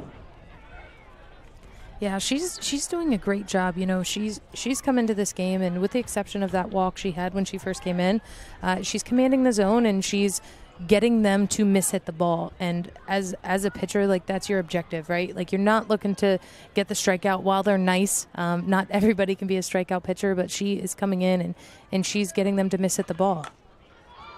Launched out to left. Treeweiler started out, but comes in, makes the catch. And the inning is over. A 1-2-3 inning for Courtney Weiss. We're halfway home. A 5-0 lead for the Oklahoma City Spark on the Varsity Media Sports Network. Doc Gooden, and you're watching the New York Rise. Are you a local business looking for new and creative ways to promote your company? Varsity Media offers affordable rates that can get your message across to a demographic of 18 to 54 years of age. Our follower base across social media is over 50,000 strong, and our viewership numbers per game are in the thousands. Don't blow your advertising budget on old staples like TV and radio media. Reach out to Varsity Media to get the best bang for your buck. It's time to book a Varsity Media Sportscast and get on the big stage. A Varsity Media Sportscast is seen by thousands of people, both live and on demand, from friends and family all over the world to prospective college coaches. Our announcers will help tell the story of your team and your athletes. There is no bigger stage to be on than Varsity Media. Book a sportscast today by contacting Varsity Media. Welcome you back to Bill Edwards Stadium as we go to the bottom of the 4th inning. A 5-0 lead for Oklahoma City. And you could see in there in the netting, and that's kind of a tough angle here, but a very happy birthday to New York Rise PA announcer Peter Schwartz, 57 years young. Of course, Mark Hamway in 1985, of course, one of his favorite players as well. He is, of course, the mayor of Islander Town over there, and I know the Yankees lost yesterday, so it wasn't his best birthday, but maybe you get some double chili tonight for Peter Schwartz, and a 5-0 lead for Oklahoma City as we get ready for the bottom of the 4th. Yeah, this is going to be a good inning, right? When you come last inning and the Rise were able to put a donut on the board, it's a little bit of a momentum shift, so we just need to try to string some hits together here. Yeah, Kaylani Ricketts, 3 shutout innings, has given up 3 hits. And has left 3 on base with 2 strikeouts. Keeping score at home, and I don't know why you would be. Ashley Treeweiler's single in error was just converted to an error straight up, so make that 2 hits now for New York, as it'll be McKenna Smith, Sammy Williams, and Caroline Wong. 4, 5, 6 due up for the Rise.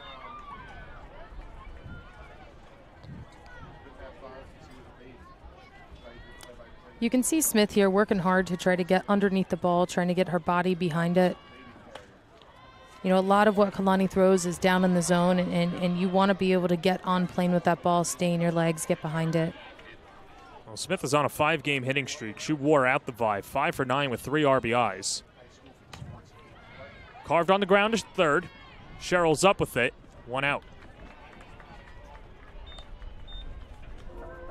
Third baseman number 7, Sammy Williams.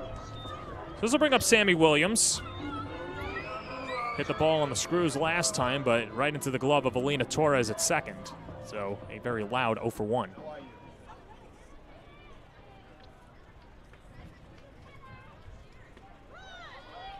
And first pitch changeup dips in, 0-1.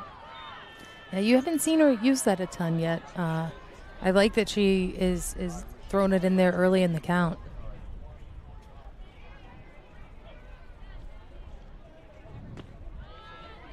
On an in, 1-1.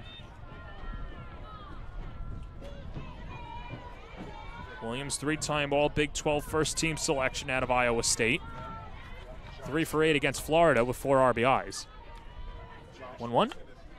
Oh, she's right on that pitch. I wouldn't be surprised if she went back to the changeup here because she is seeing the ball very well.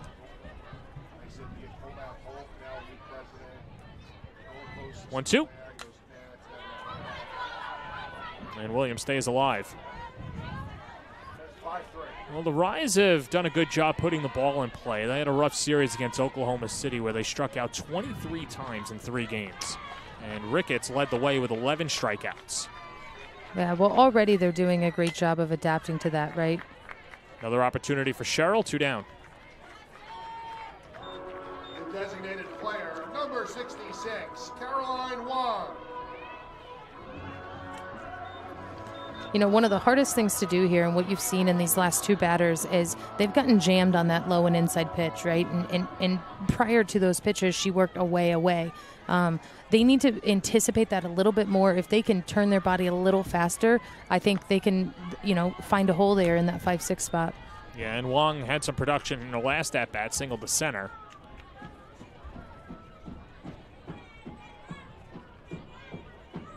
As good as Ricketts has been, has not thrown a 1-2-3 inning yet.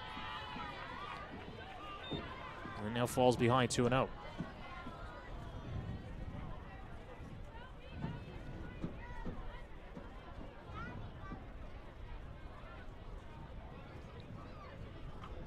This wind is nice. This breeze. Yeah, I'm with you. It's going to be 90 all week.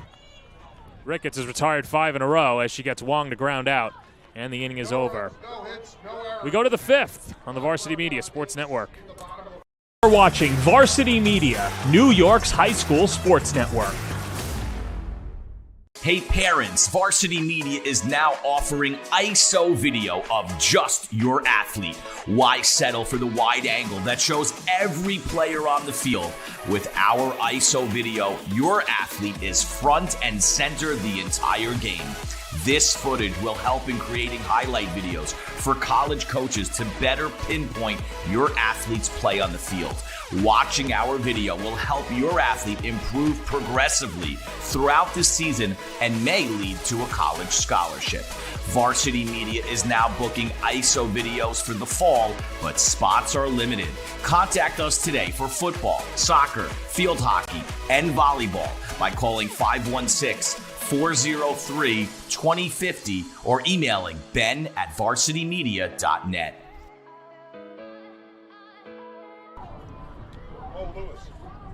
Roll over to the 5th inning, a 5-0 lead for Oklahoma City, and it's been all smiles. And why not? When you are on an 8-game winning streak, only 1 loss on the year, and you're sitting pretty with a 5-0 lead on a breezy night on Long Island. It has been the year of the Sparks so far, hoping to capture an AFP championship. That championship round will be next week down in Chattanooga and Oklahoma City. All but has locked up the 1 seed, obviously, if they can knock off the Rise in this series, and then they'll get ready for that as well. But Courtney Weish back out on the mound. Had a pretty simple inning last inning, retired the meat of the order, 3-4-5 in order. A fly out, 2 flyouts and a ground out. So Kaylani Ricketts steps up to the plate, a walk and a strikeout, and takes inside for ball 1. Yeah, she's just looking to continue to do what she did last inning. You know, let her defense play, roll out ground balls.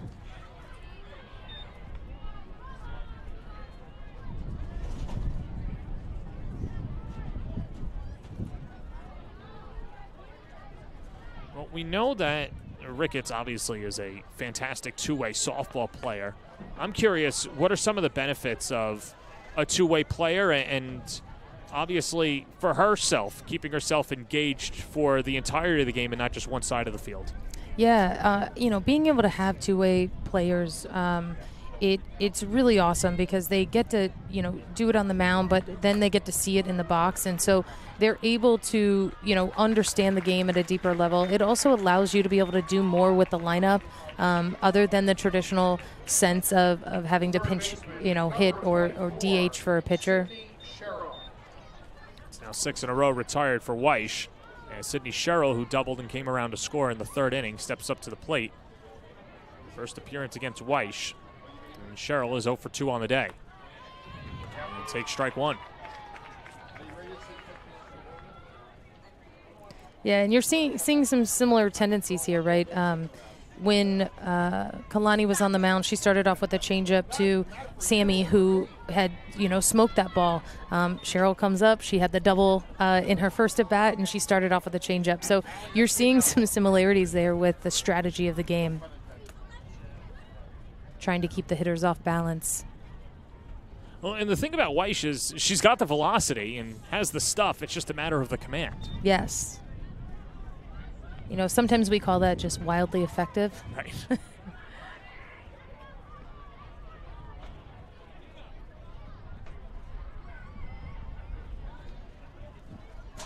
Weish came in a 4-0 game, gave up a run, and since then has been all aces. Ooh. But now behind in the count, 3-1. That was a great pitch, and what a great job behind the plate of trying to work really hard to get that strike for her pitcher. And Smith going out there to calm down Weish. And of course, the battery has not been too pleased with Adam Leap behind the plate. But Smith, like you said, the veteran, just keep cooler heads prevailing. Yeah, I think there's one job that I wouldn't want to have, and I don't know that I'd want to be an umpire. I'm with you. You're never right and always opposed against, and not an easy job as Sydney Sherrill works the walk. And a one-out base runner for the Spark. First base runner for OKC since the third inning. Number 15, Rachel Becker. And so now it'll be Rachel Becker's first at-bat of the game. She came on as a pinch runner for Chloe Mulaolu, who took a tough slide into third base, was lifted. So here is Becker from Lindenhurst, Illinois, and shoots it foul down the left field line. Yeah, she sees the ball so incredibly well at the plate, and one thing that has allowed her to have so much success offensively is she's really in tune with what her body's doing. So when she's seeing the ball well and she's on time with her body, really, really good things happen for her.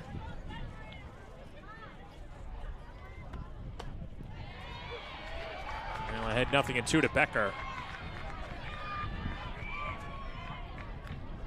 And that's a great job by Weiss, just attacking the zone.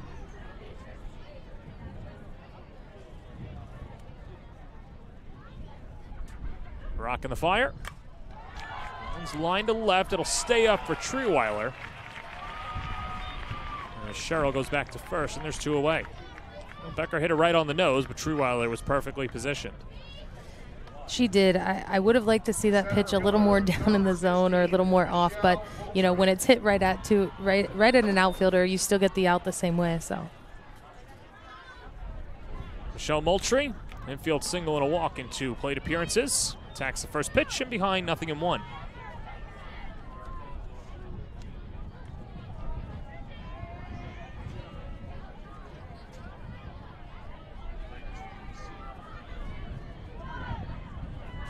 When Moultrie was at Florida, she was named the SEC Player of the Year. And how about this for Moultrie? At the time, she was only the 4th player in Florida softball history to be named SEC Player of the Year. Of course, we know what she did in the World Cup, a gold medalist as well, and still playing all these years later. It's great to see. Yeah, she paved the way. Florida, what most people don't understand is it's a younger program in the grand scheme of of programs, and she was one of the first people to really kind of put the program on the map with the way that she played and the way that she carried herself. Behind in the count 1-2, a 5-0 lead for Oklahoma City as Weiss trying to throw 3 scoreless innings. Up and in, runner goes, throw down to second. Laird, the tag, not in time. Cheryl gets in just underneath the tag. Oh, that's a close one. The ball looked like it definitely beat her to the base.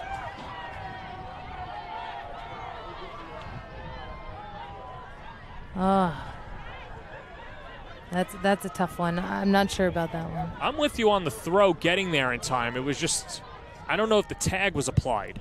Yeah, the tag, the glove went up and then to the and then to the runner instead of just keeping it kind of low, going straight to the base. Yeah, I don't know. She did a great job. The foot just might have got in there a little bit. Well, hit on the ground to short.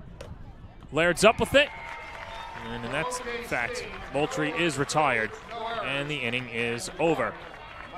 So no runs, no hits, no errors, and 1 left on base. We go to the bottom of the 5th. 5-0 OKC on the Varsity Media Sports Network.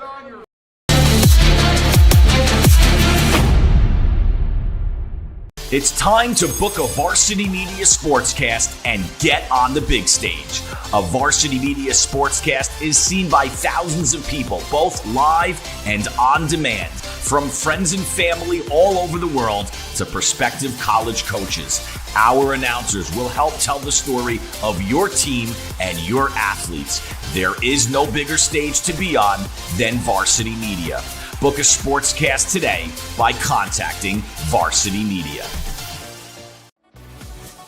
Hey parents, how about a bobblehead for your athlete? Bobbleheads are one of the most preferred personalized gift items today, and it's so easy to order. All you need is a photo of your athlete, a model number from our extensive collection of bobbleheads, and the sculpting process begins. 2 proofs are sent for your approval, and once it's approved, in a few weeks, your bobblehead is on the way. It's that simple. Order your bobblehead today by logging into varsitymediapass.com and click catalogs or call 516-403-2050. Bottom of the 5th inning, a 5-0 lead for OKC over NYR. Adrian Clark, I'm John Perez, and it has been fun to watch Kaylani Ricketts on the mound so far, and of course 4 shutout innings, has struck out 2 batters and just allowed the 2 hits to the rise. And what has she done so well in the circle? Staying in control, commanding her spots, keeping the ball low in the zone. Her misses, when they're missing, they're staying down. Those are really hard pitches to hit if you're not on time for them. So I love that she's mixed in the change to keep them off balance to some of the hitters that have, been more on time for her pitches. But she just has a presence about her out there that is very dynamic and in control. Yeah, and it's been tough for the hitters for the Rise so far. In fact, the last 9 batters have not hit the ball out of the infield. The last batter to do that is the one that's leading off right now, Linny Malkin, who flew out to right field in her only at-bat. 0 for 1 on the day. It's Malkin, Riley Blampede, and Sydney McCray, 7, 8, 9, due up against the southpaw for OKC.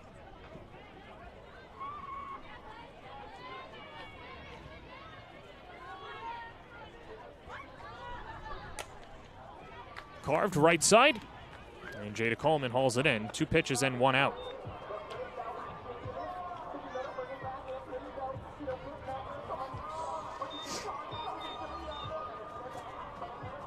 And so that'll bring up Riley Blampede. Struck out swinging in her first at-bat.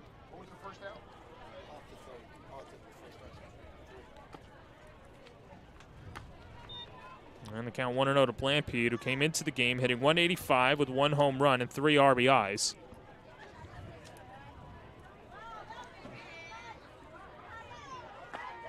Wave and a miss. 1-1. Yeah, that's a really tough pitch. If she can just, keep her body a little more balanced there and work to get behind the ball, I think she'll be able to make the adjustment. Now the count 1-2, and starting to get late for New York, and they'll have to make those adjustments quickly. Stays alive.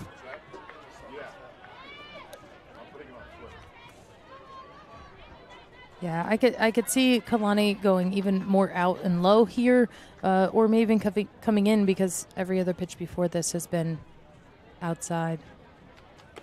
Well, she does go on that outer half and blows a rise by her for her third strikeout of the evening. The right fielder, number 99, Sydney McCray. So 2 up, 2 down, and here's Sydney McCray, the 9-hitter. Struck out in her first at-bat. Yeah, I was hoping she went to try to sneak a bunt for a hit in there. You know, with her speed and not getting too many runners on base, we got to mix things up a little bit. And seeing her, you know, have that heads up to do that is good. Good slapper as well. Had 2 hits against Florida over the weekend. Goes the other way, but a room service hop, Rachel Becker, and the inning is over. 5 shutout innings for Kaylani Ricketts. We go to the 6th on the Varsity Media Sports Network. No hits, no errors.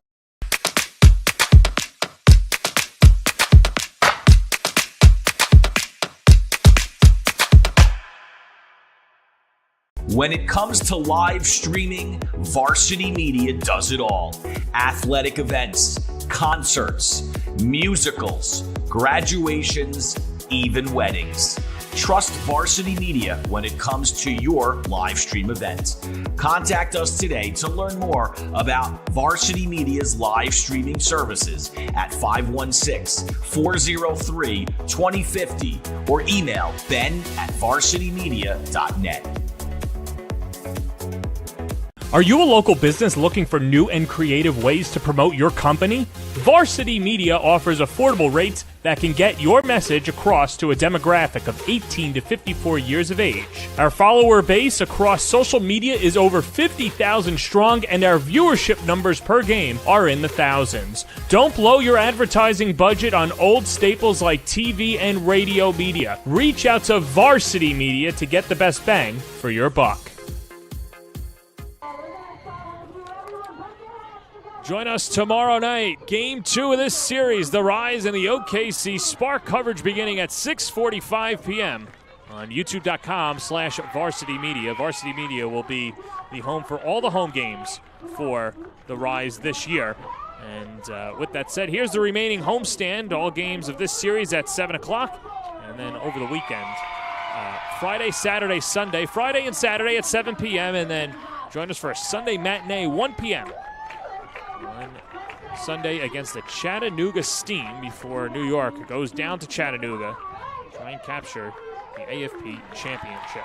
You can watch all the games on youtube.com/Varsity Media. Top of the 6th inning.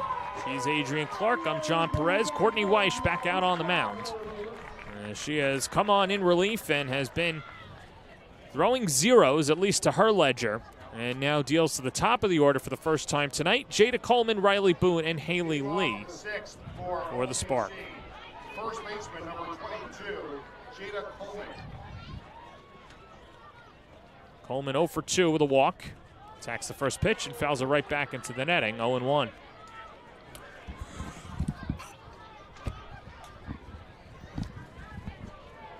Coleman from the Colony, Texas. Is now 1 for 8 against the Rise this year with a single and a walk. Pulls back the bunt. Nothing in 1-1.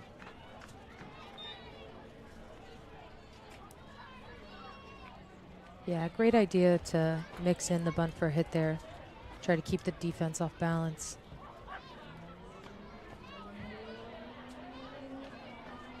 Check swing does not go around, says third base umpire Jake Rosano.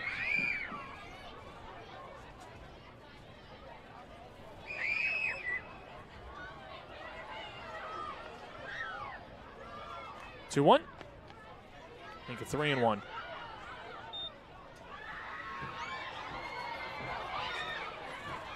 Oklahoma City, a good, I don't want to call it non-conference schedule, but a non-league schedule, playing a couple of national teams playing Great Britain, Team USA, which is probably interesting as that's hit up to short. Jenna Laird throws out Jada Coleman for the first out. Of course, this is an OKC team that has a few players on Team USA, and one of them, the NCAA home run queen, Jocelyn Allo, who's not with OKC this weekend. And, of course, this week she's playing with Team USA, was just in the Japan series, now playing in Italy representing the Stars and Stripes. So I know I'm a little selfish here. I wish we could have saw Allo pitch, but great to have talent like that on your roster. Yeah, I mean, she is a threat of a hitter, and I was equally a little bummed when I found out she wasn't going to be here, too. Well, Riley Boone's here looking for her first hit, pops it up. Right side, Malkin and Smith, and it is Smith, the catcher, who couldn't make the catch.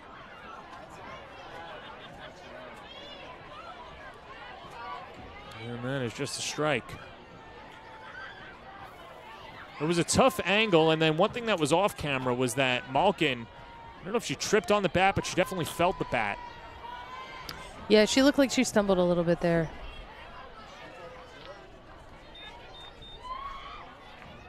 Seen pop-ups be an issue on the right side of the infield, even in the first homestand. Foul tipped into the glove of Smith. Strike three. 2 outs. First strikeout out of the pen for Weish. Great job attacking the zone and keeping the hitter off balance. You could tell that the hitter didn't want to swing, and then she last minute, like, kind of threw her hands at it, poked at the ball, just trying to make something happen. Haley Lee was robbed of a home run her last time up with a deep fly out to center. Alex Honnold making the leaping grab. Does have a 2 RBI double. That made it 3-0 in the second inning.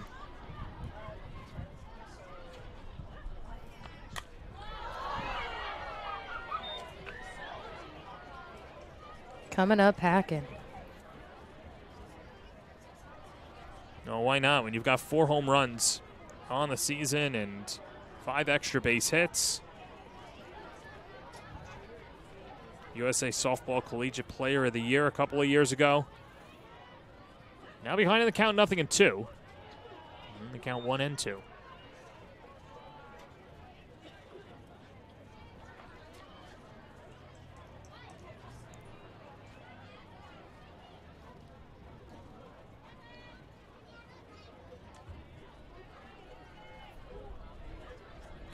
One, two.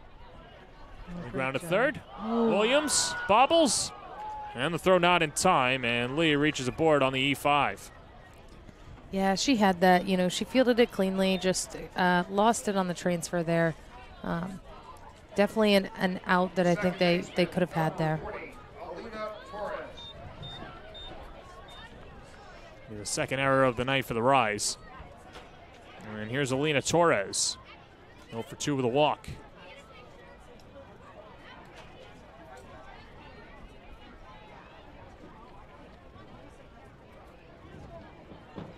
Torres now hitless in 4 plate appearances against the Rise this year. Misses inside, ball 1.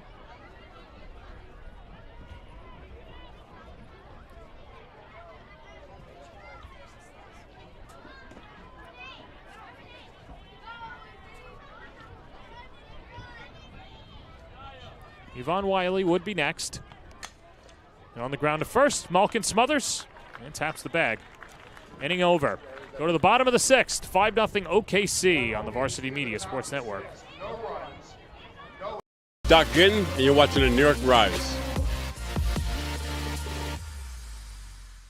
Are you a local business looking for new and creative ways to promote your company? Varsity Media offers affordable rates that can get your message across to a demographic of 18 to 54 years of age. Our follower base across social media is over 50,000 strong, and our viewership numbers per game are in the thousands. Don't blow your advertising budget on old staples like TV and radio media. Reach out to Varsity Media to get the best bang for your buck. It's time to book a Varsity Media Sportscast and get on the big stage. A Varsity Media Sportscast is seen by thousands of people, both live and on demand.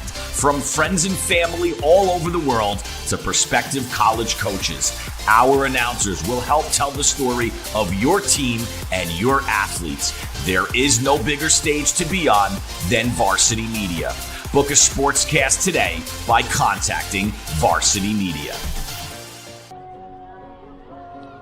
Lighting up the night here at Bill Edwards Stadium, and they're hoping that the Rise's offense lights up as well, but Kaylani Ricketts has been lights out for OKC so far. And with that said, another opportunity to thank our sponsors here today as well.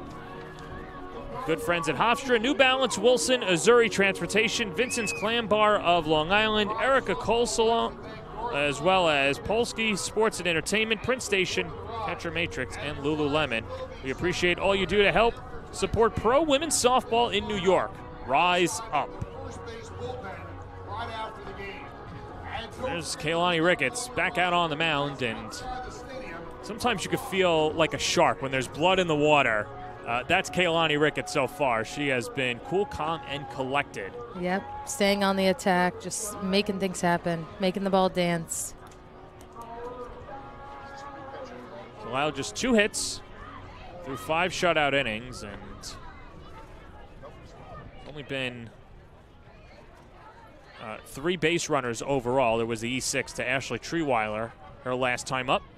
Treeweiler with a couple of ground balls and looking to spark a rally. It'll be the top of the order for the Rise. Treeweiler, Jenna Laird, and Alex Honnold. Yeah, this is where we need to they need to make things happen, right? When you get the top of the lineup, this is where you can, start to turn the lineup over a little bit more effectively.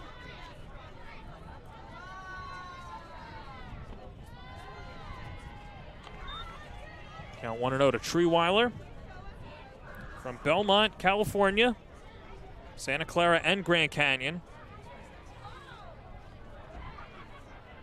NFCA All-West Region team last year, and dunks it down the left field line, and she's smelling extra bases as Ashley Treeweiler skips into second with a 2-bagger. That's a great job. Great base running. Great piece of the ball. Didn't hesitate. It's exactly what the Rise need here to get something going. Let's take another look, but good piece of hitting by Treeweiler.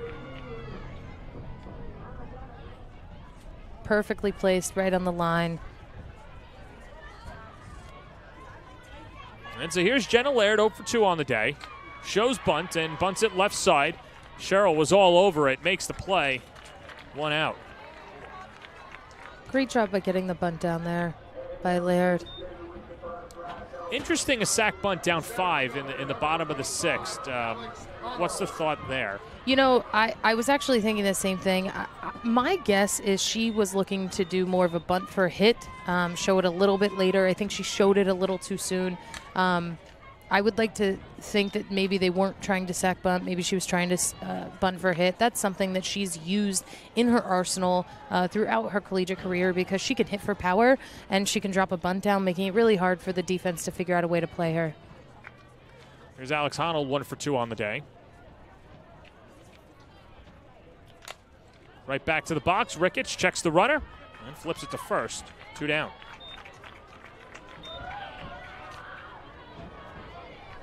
This is the first time that the Rise have had a runner on third tonight. And here's McKenna Smith, hitless in 2 at-bats.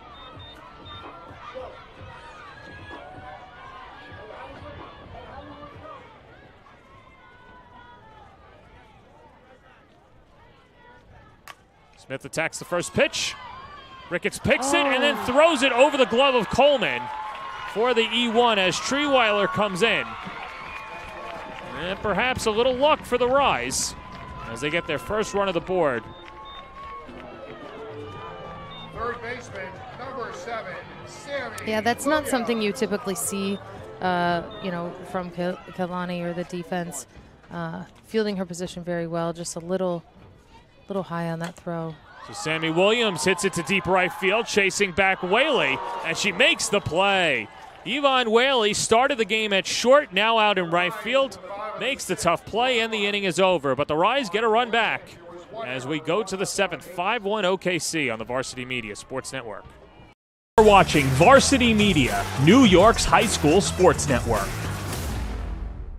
Hey parents, Varsity Media is now offering ISO video of just your athlete.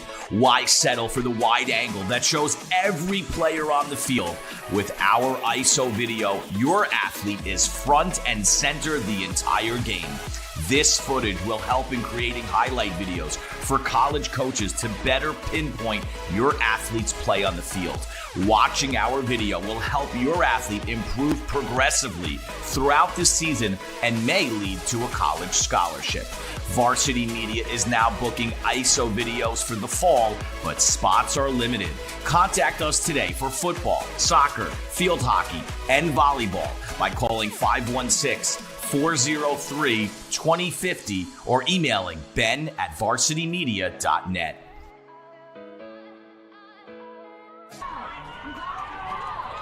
Welcome you back to the top of the 7th inning.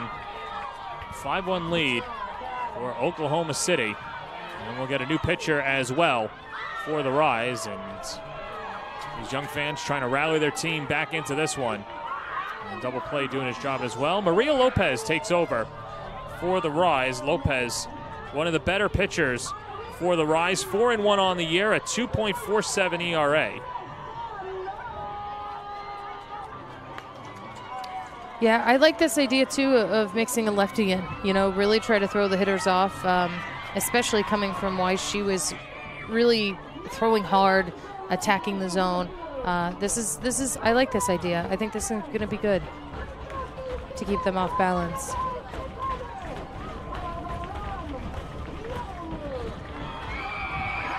Well, and a nice backflip by double play. Finally, we were waiting forever for him to do something. I know. And let's see if we got a shot of Maria Lopez, who is pitching for the 3rd time against the Spark this year. Got the start in Game 1 last week. Only went 2 innings. Allowed 2 runs on 3 hits, but threw a scoreless inning in Game 3 and now asked to throw a scoreless inning in Game 1 of the series.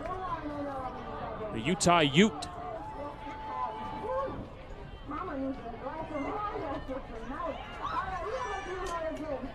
She'll deal to 5-6-7 up for the Spark. Yvonne Wiley, along with Kaylani Ricketts and Sydney Sherrill.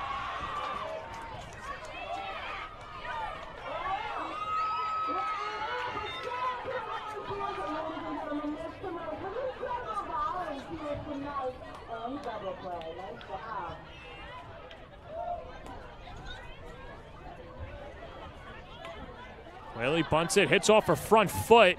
Looks like she was in fair territory, but plate umpire Andrew Leap says that was while she was in the box, so the count just 0-2. Yeah, she's using a timing swing here in her stance. It's something, a technique you see some hitters do to try to really make sure they're getting on time.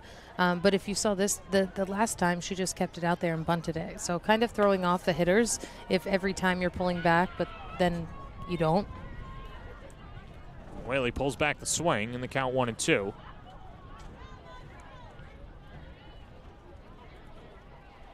Whaley a couple of ground outs and a walk. Behind in the count 1-2. On the ground to second from a knee on the backhand. Blampede, 1 down. Yeah, that's another great stop by her, staying down on that ball.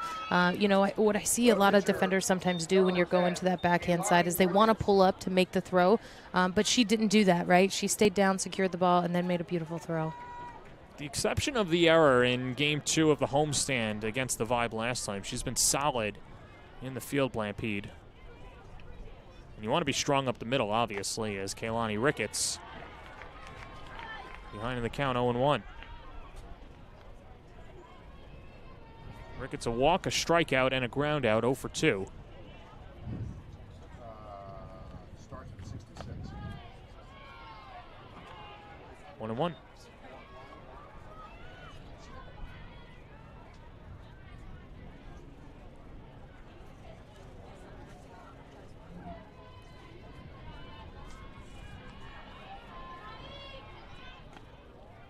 And now Ricketts ahead 1-2. Well, we mentioned the accolades for Ricketts. How about this stat, too? She's only one of 3 players in NCAA history to win 100 games, strike out 1,000 batters, and hit 50 home runs in her career. Yeah, that is not something you hear every day. A wave and a miss. 2 balls and 2 strikes. And it's so hard to do, right? Pitching is hard enough on its own from a mental and emotional standpoint, let alone be able to do it both sides of the ball. For her, it's something that works for her.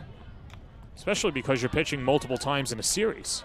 More times than not. Absolutely, right? You're facing the same opponents. You're, having to reset, especially on those innings when she hits and she gets on base. If you can't utilize a pinch runner in that scenario, now she's having to run the bases and then come in and being able to flip that switch so fast, it has to be like a light switch, right? You have to turn it off. You have to turn the pitching on, and you got to be ready to go. And I wonder, as a coach, a lot of recruiting is projecting what they can be at the next level. When you get a player like Ricketts, is that something where you're talking to her and saying, okay, well, eventually I'll have to pick one side of the ball, or do you just see where she goes? No, not with someone like that that's dynamic and that wants it, right? When you have people that want to hit and pitch and do it at an elite level and are willing to put the same amount of work in for both skills, you embrace that and you continue to challenge them and see what they can do. And when they make it happen and they get the job done, then you monitor it, right? You support them and you sort of manage what's going on as the season progresses. Amber Flores goes over to Andrew Leap. Looks like we'll get a courtesy runner for Ricketts.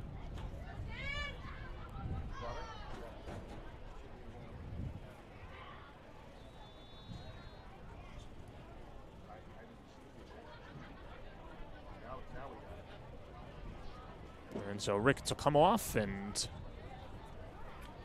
who pops out of that dugout, trying to add some speed in an insurance run against Maria Lopez, who comes in for Courtney Weish. Went 3 2/3 innings of relief. No runs on 2 hits, a walk, and a strikeout. As it'll be Riley Bayless out of Kansas City, Missouri, and Oklahoma State to run at first.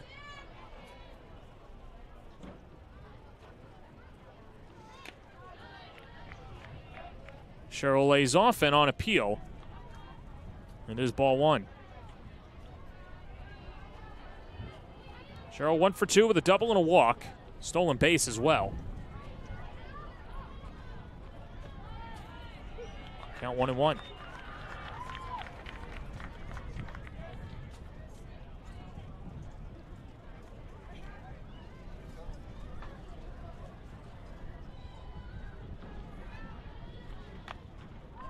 Topped on the ground to third. Williams goes the short way and gets the lead runner. Bayless at second. Yeah, that's a great play. Great heads-up play.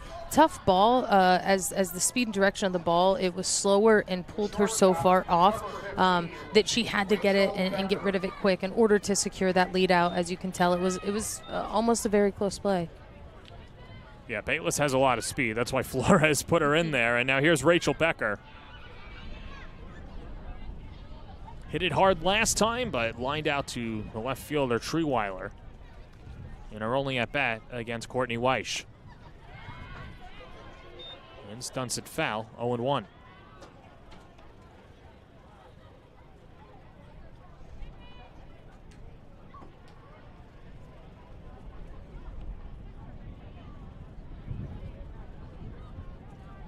Looking ahead in the bottom of the 7th inning, it'll be 6, 7, 8 due up for the Rise. Caroline Wong, Lenny Malkin, and Riley Blampede. Rise hoping that they're only down by 4.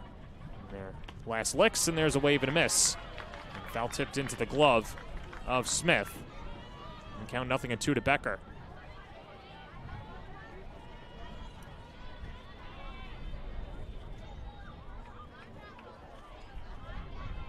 One, 2. In the air, left center field, drifting back Treeweiler. Under it, makes the catch. Inning is over. The Rise look to rally in the bottom of the 7th inning, trailing 5-1 on the Varsity Media Sports Network.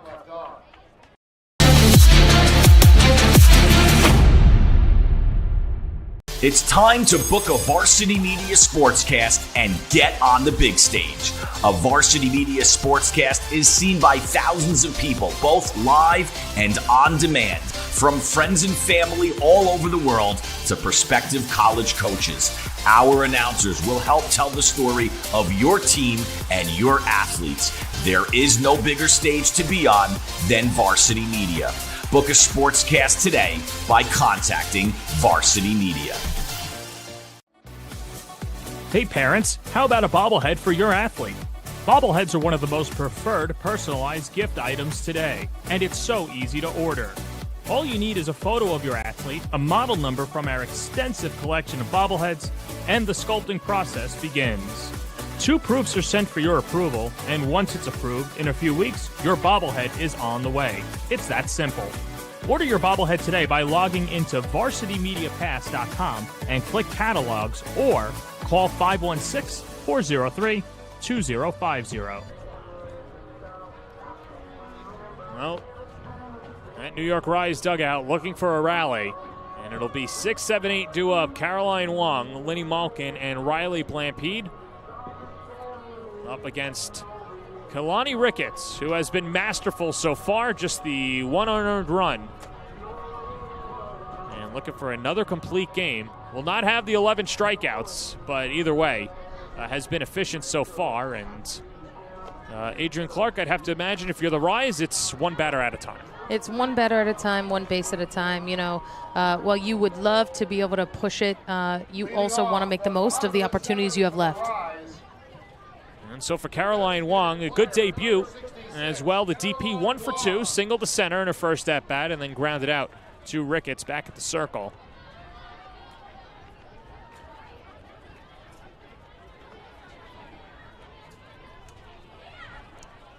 We mentioned Wong, a good addition, and another catcher taking the place of Mary Iacopo, who was only signed for 2 weeks, and now Wong will be the backup catcher DP for the final homestand, and attacks the first pitch, hits it in the air to left field, drifting over as Riley Boone makes the catch.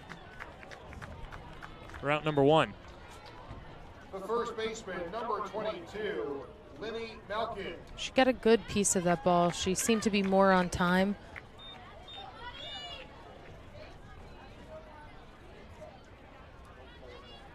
And so now here's Linny Malkin, hitless in 2 at-bats. Malkin, a lot of power. She just, unfortunately, the hits have not been coming for her. But a lot of potential there, and, you know, when you're going in the slump, sometimes it's just like that.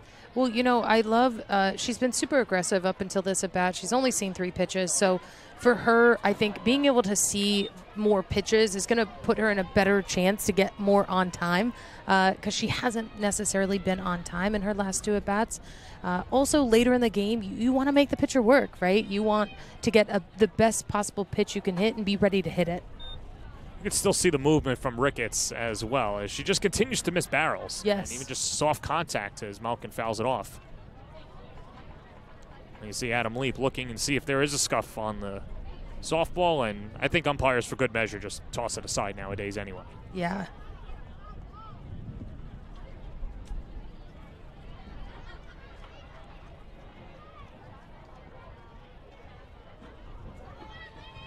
One, 2 coming. Just missed on the inside corner. 2-2.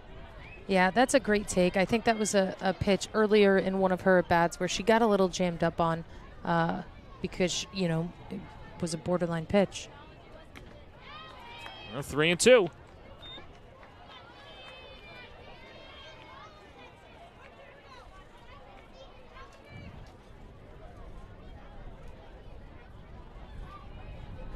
Payoff pitch. Check swing. Did she go? No, says first base umpire John Cambridge. It's a walk. And a much-needed base runner for the Rise as Malkin reaches. Yeah, that was a great job there. I would even, you know, look to see if they put in a pinch runner here. Try to get some speed on the bases. It looks like they are. And it'll be Kayla Wadle, the speedy infielder from Chicago. Number 6, Kayla Wadle.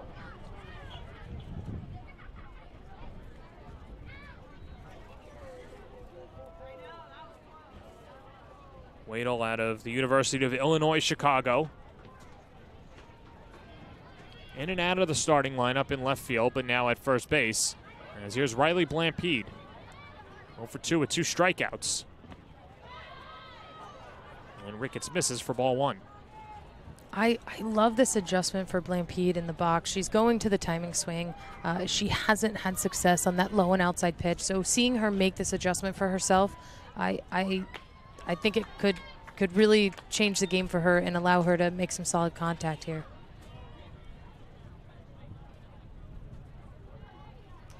One and one to Blampede. Trying to keep the line moving, but waves through that one, 1 and 2.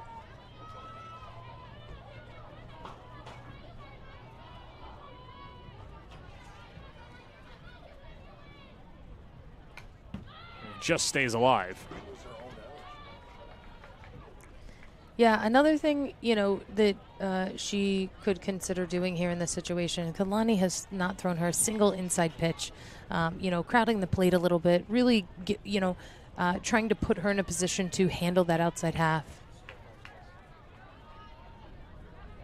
1-2. Carved foul. On something like that, is that where you want the player themselves to figure it out? Is there a signal that comes in?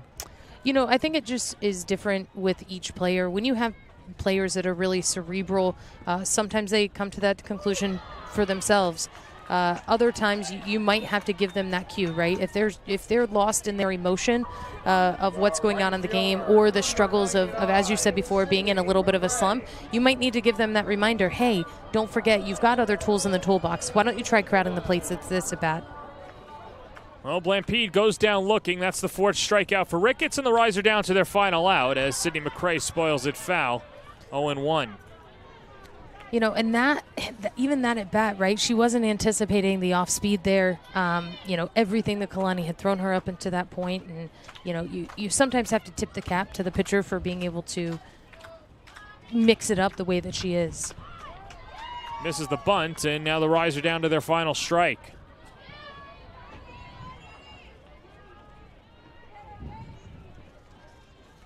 Kalani Ricketts, undefeated coming into the game today, looking for her 5th win of the season. The 0-2, hit on the ground to short.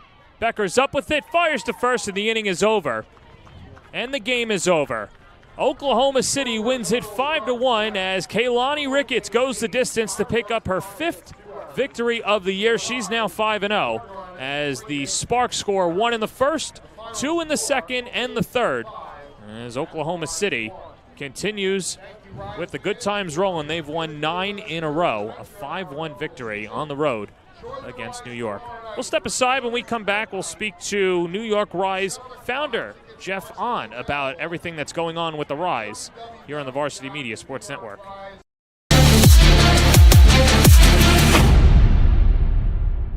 Are you a local business looking for new and creative ways to promote your company? Varsity Media offers affordable rates that can get your message across to a demographic of 18 to 54 years of age. Our follower base across social media is over 50,000 strong, and our viewership numbers per game are in the thousands. Don't blow your advertising budget on old staples like TV and radio media. Reach out to Varsity Media to get the best bang for your buck. It's time to book a Varsity Media Sportscast and get on the big stage. A Varsity Media Sportscast is seen by thousands of people, both live and on demand, from friends and family all over the world to prospective college coaches. Our announcers will help tell the story of your team and your athletes. There is no bigger stage to be on than Varsity Media. Book a sportscast today by contacting Varsity Media. Hey parents, how about a bobblehead for your athlete? Bobbleheads are one of the most preferred personalized gift items today, and it's so easy to order. All you need is a photo of your athlete, a model number from our extensive collection of bobbleheads, and the sculpting process begins. 2 proofs are sent for your approval, and once it's approved, in a few weeks, your bobblehead is on the way. It's that simple. Order your bobblehead today by logging into varsitymediapass.com and click catalogs, or Call 516-403-2050. When it comes to live streaming, Varsity Media does it all. Athletic events, concerts, musicals, graduations, even weddings. Trust Varsity Media when it comes to your live stream event. Contact us today to learn more about Varsity Media's live streaming services at 516-403-2050 or email ben@varsitymedia.net. It's a final here at Bill Edwards Stadium. Oklahoma City knocks off New York 5-1 in Game 1 of the series. But, of course, it is the first game of a long homestand this week, and we are pleased to be joined by New York Rise founder Jeffrey on the Big Cheese. This is your whole culmination. And, Jeff, now 4 home games in the books, obviously late in the season, but to see your vision play out, what has the feeling been in the Rise community? Yeah, I mean, I wish we could have taken a W here with this crowd here. It was nearly sold out today. Tons of energy, tons of club team players. We have Bill Pulsifer throwing out the first pitch. Our mascot double play was in full effect, so as usual. Double play is always in full effect. No, listen, it's not about the winning or losing this season. We try to put a good product on the field. The players are, they're giving 110% all the time. We tried to mix it up a little bit with the positions. We added Caroline Wong, who's a catcher from Oklahoma State, to fill in for another catcher that had to leave for other reasons. But this team plays hard. We did come off a 3-game stretch in Florida. We got delayed in Tampa trying to fly out of there, and I'm not making excuses, but I mean, this is the grind. This is the grind of the rest of the season. So we got, we did the 3 games in Florida. We got 6 out of the next 7 days. We got games, and we go ahead right into the postseason. So that's what this roster has been built for, is some depth. You saw 3 of our pitchers tonight. We have a 6-pitcher rotation, and so we know the Spark are going to be tough. So unless we play a very clean game and provide energy on the base paths and put the ball in play, it's tough. I mean, we just didn't see Kalani Ricketts, and a lot of teams don't see Kalani Ricketts that well. There's a reason she's a 2-time College Player of the Year. Yeah, right? But you must be proud with how they continue to compete. They're competing hard, and they have beat the Spark before, right? And yes. So, what did they do then, and what do they need to do in the next couple of games to be able to get that W? It's a good point. I think we need to clean it up a little bit, but we are. We're built on defense and speed, and we have a couple people that could just pop it out. So I think the team is they're just very confident. I don't think any of them think about the last game or how it went. They'll go back into the locker room. They'll sign autographs tonight, and they're going to come in tomorrow super confident. And Crash does a great job with the coaching staff, keep them focused on the next challenge at hand. Yeah, so he definitely brings the energy. He's a little different. Yeah, I he's love unique, it. And we love him for that. And he's awesome with the team here. Absolutely. Now, obviously, the last time we saw the Rise in person was here, and it was a 3-game sweep of the Vibe, and the Vibes have not been great, obviously, with the losses on the road. But with that said, you wouldn't know that based off of this team and their chemistry. I'm curious, as an ownership group and building a team, how much team chemistry and bonding went into the selection of these players. It's all about that. I mean, there's a reason we selected 3 from Missouri. We had 3 from Arkansas coming in, 2 that were connected with Grand Canyon. And then a lot of the other players, even though they were not playing with each other in college, they know each other. It is a small community of college players. They do know each other really, really well. But it really is no egos coming into this. That's what we were looking for. We were also looking for players that just really wanted to play softball and try to grow the sport. It wasn't all about the statistics and the home runs. It was looking for proper fit in terms of and real interest and alignment to try to do this in New York. And Jeff, you're a father, obviously, and what does it mean to see all of these young players, young softball players, even young baseball players coming to games and getting autographs, getting wrapped up in the atmosphere, and having just a good time at the ballpark? I think that's what this whole thing is about. There's a reason why all the players right now are lining up to give autographs. They want to build this in New York. They want the 12-year-old, 12U player that's watching them play and say, hey, I want to be the next, Sammy Williams or the next Jenna Laird. And that's why they're doing this now. And it really drives them. They love it. I mean, they feed off of that, absolutely. And one more before we let you go. There's a lot coming up this week. For the folks that are watching at home, they want to come out to a game. Jeff, give them the pitch. Why should they come out to Bill Edwards Stadium? It's different. This is coming from a Mets fan and loves baseball. This is different. There's a lot. It's a different kind of a feel. It's a faster game. It's more hands-on. I mean, this venue is electric. I mean, the bleachers here actually add to the effect and the sound. I just think it's like must-see entertainment if you're doing this. Obviously, you got Varsity Media doing a great job on TV, but if you're 10 minutes away from East Meadow, come out and check out a game. Yeah, and we have the hot dog toss. So who doesn't want a free hot dog? Let the dogs out. Right. That's a staple here. Before we go, I just want to say thank you to Coach Adrienne Clark. She's been super helpful in helping us do this. I always give her a call, and she's always there to help us out. And it is my son's birthday, so I do want to say happy birthday to my son today. I know I've been around softball a ton, but still a dad also for my son, and I want to wish him a happy birthday as well. What a day out there. I mean, we get a Rookie of the Week, possibly Rookie of the Year edition here as well. Young On's birthday out there as well. So how old now? He's 16. He got his permit today. So wow, that's a big deal. Maybe I'll drive a car with him tomorrow. We'll see. Nice. All right. Well, hey, now you can get the Porsche. You can get the Escort out there as well. Jeff, thank you so much for the time. Thank you so much. Appreciate it. Thank you. Good to be on. Well, that'll do it for our entire coverage here. Be tuned in tomorrow night. It's Taylor Swift night at the ballpark as well, but coverage beginning at 6:45 on Varsity Media, Game 2 between the Spark and the Rise. So that'll do it for our entire crew, led by our EP Ben Turchin, for Chris Sweeney, and our camera operators Ron Pierre, Mike Verdi, and Kevin Catalanato. My partner, Adrienne Clark. This is John Perez saying so long from Bill Edwards Stadium. This has been a presentation of AFP Softball on the Varsity Media Sports Network.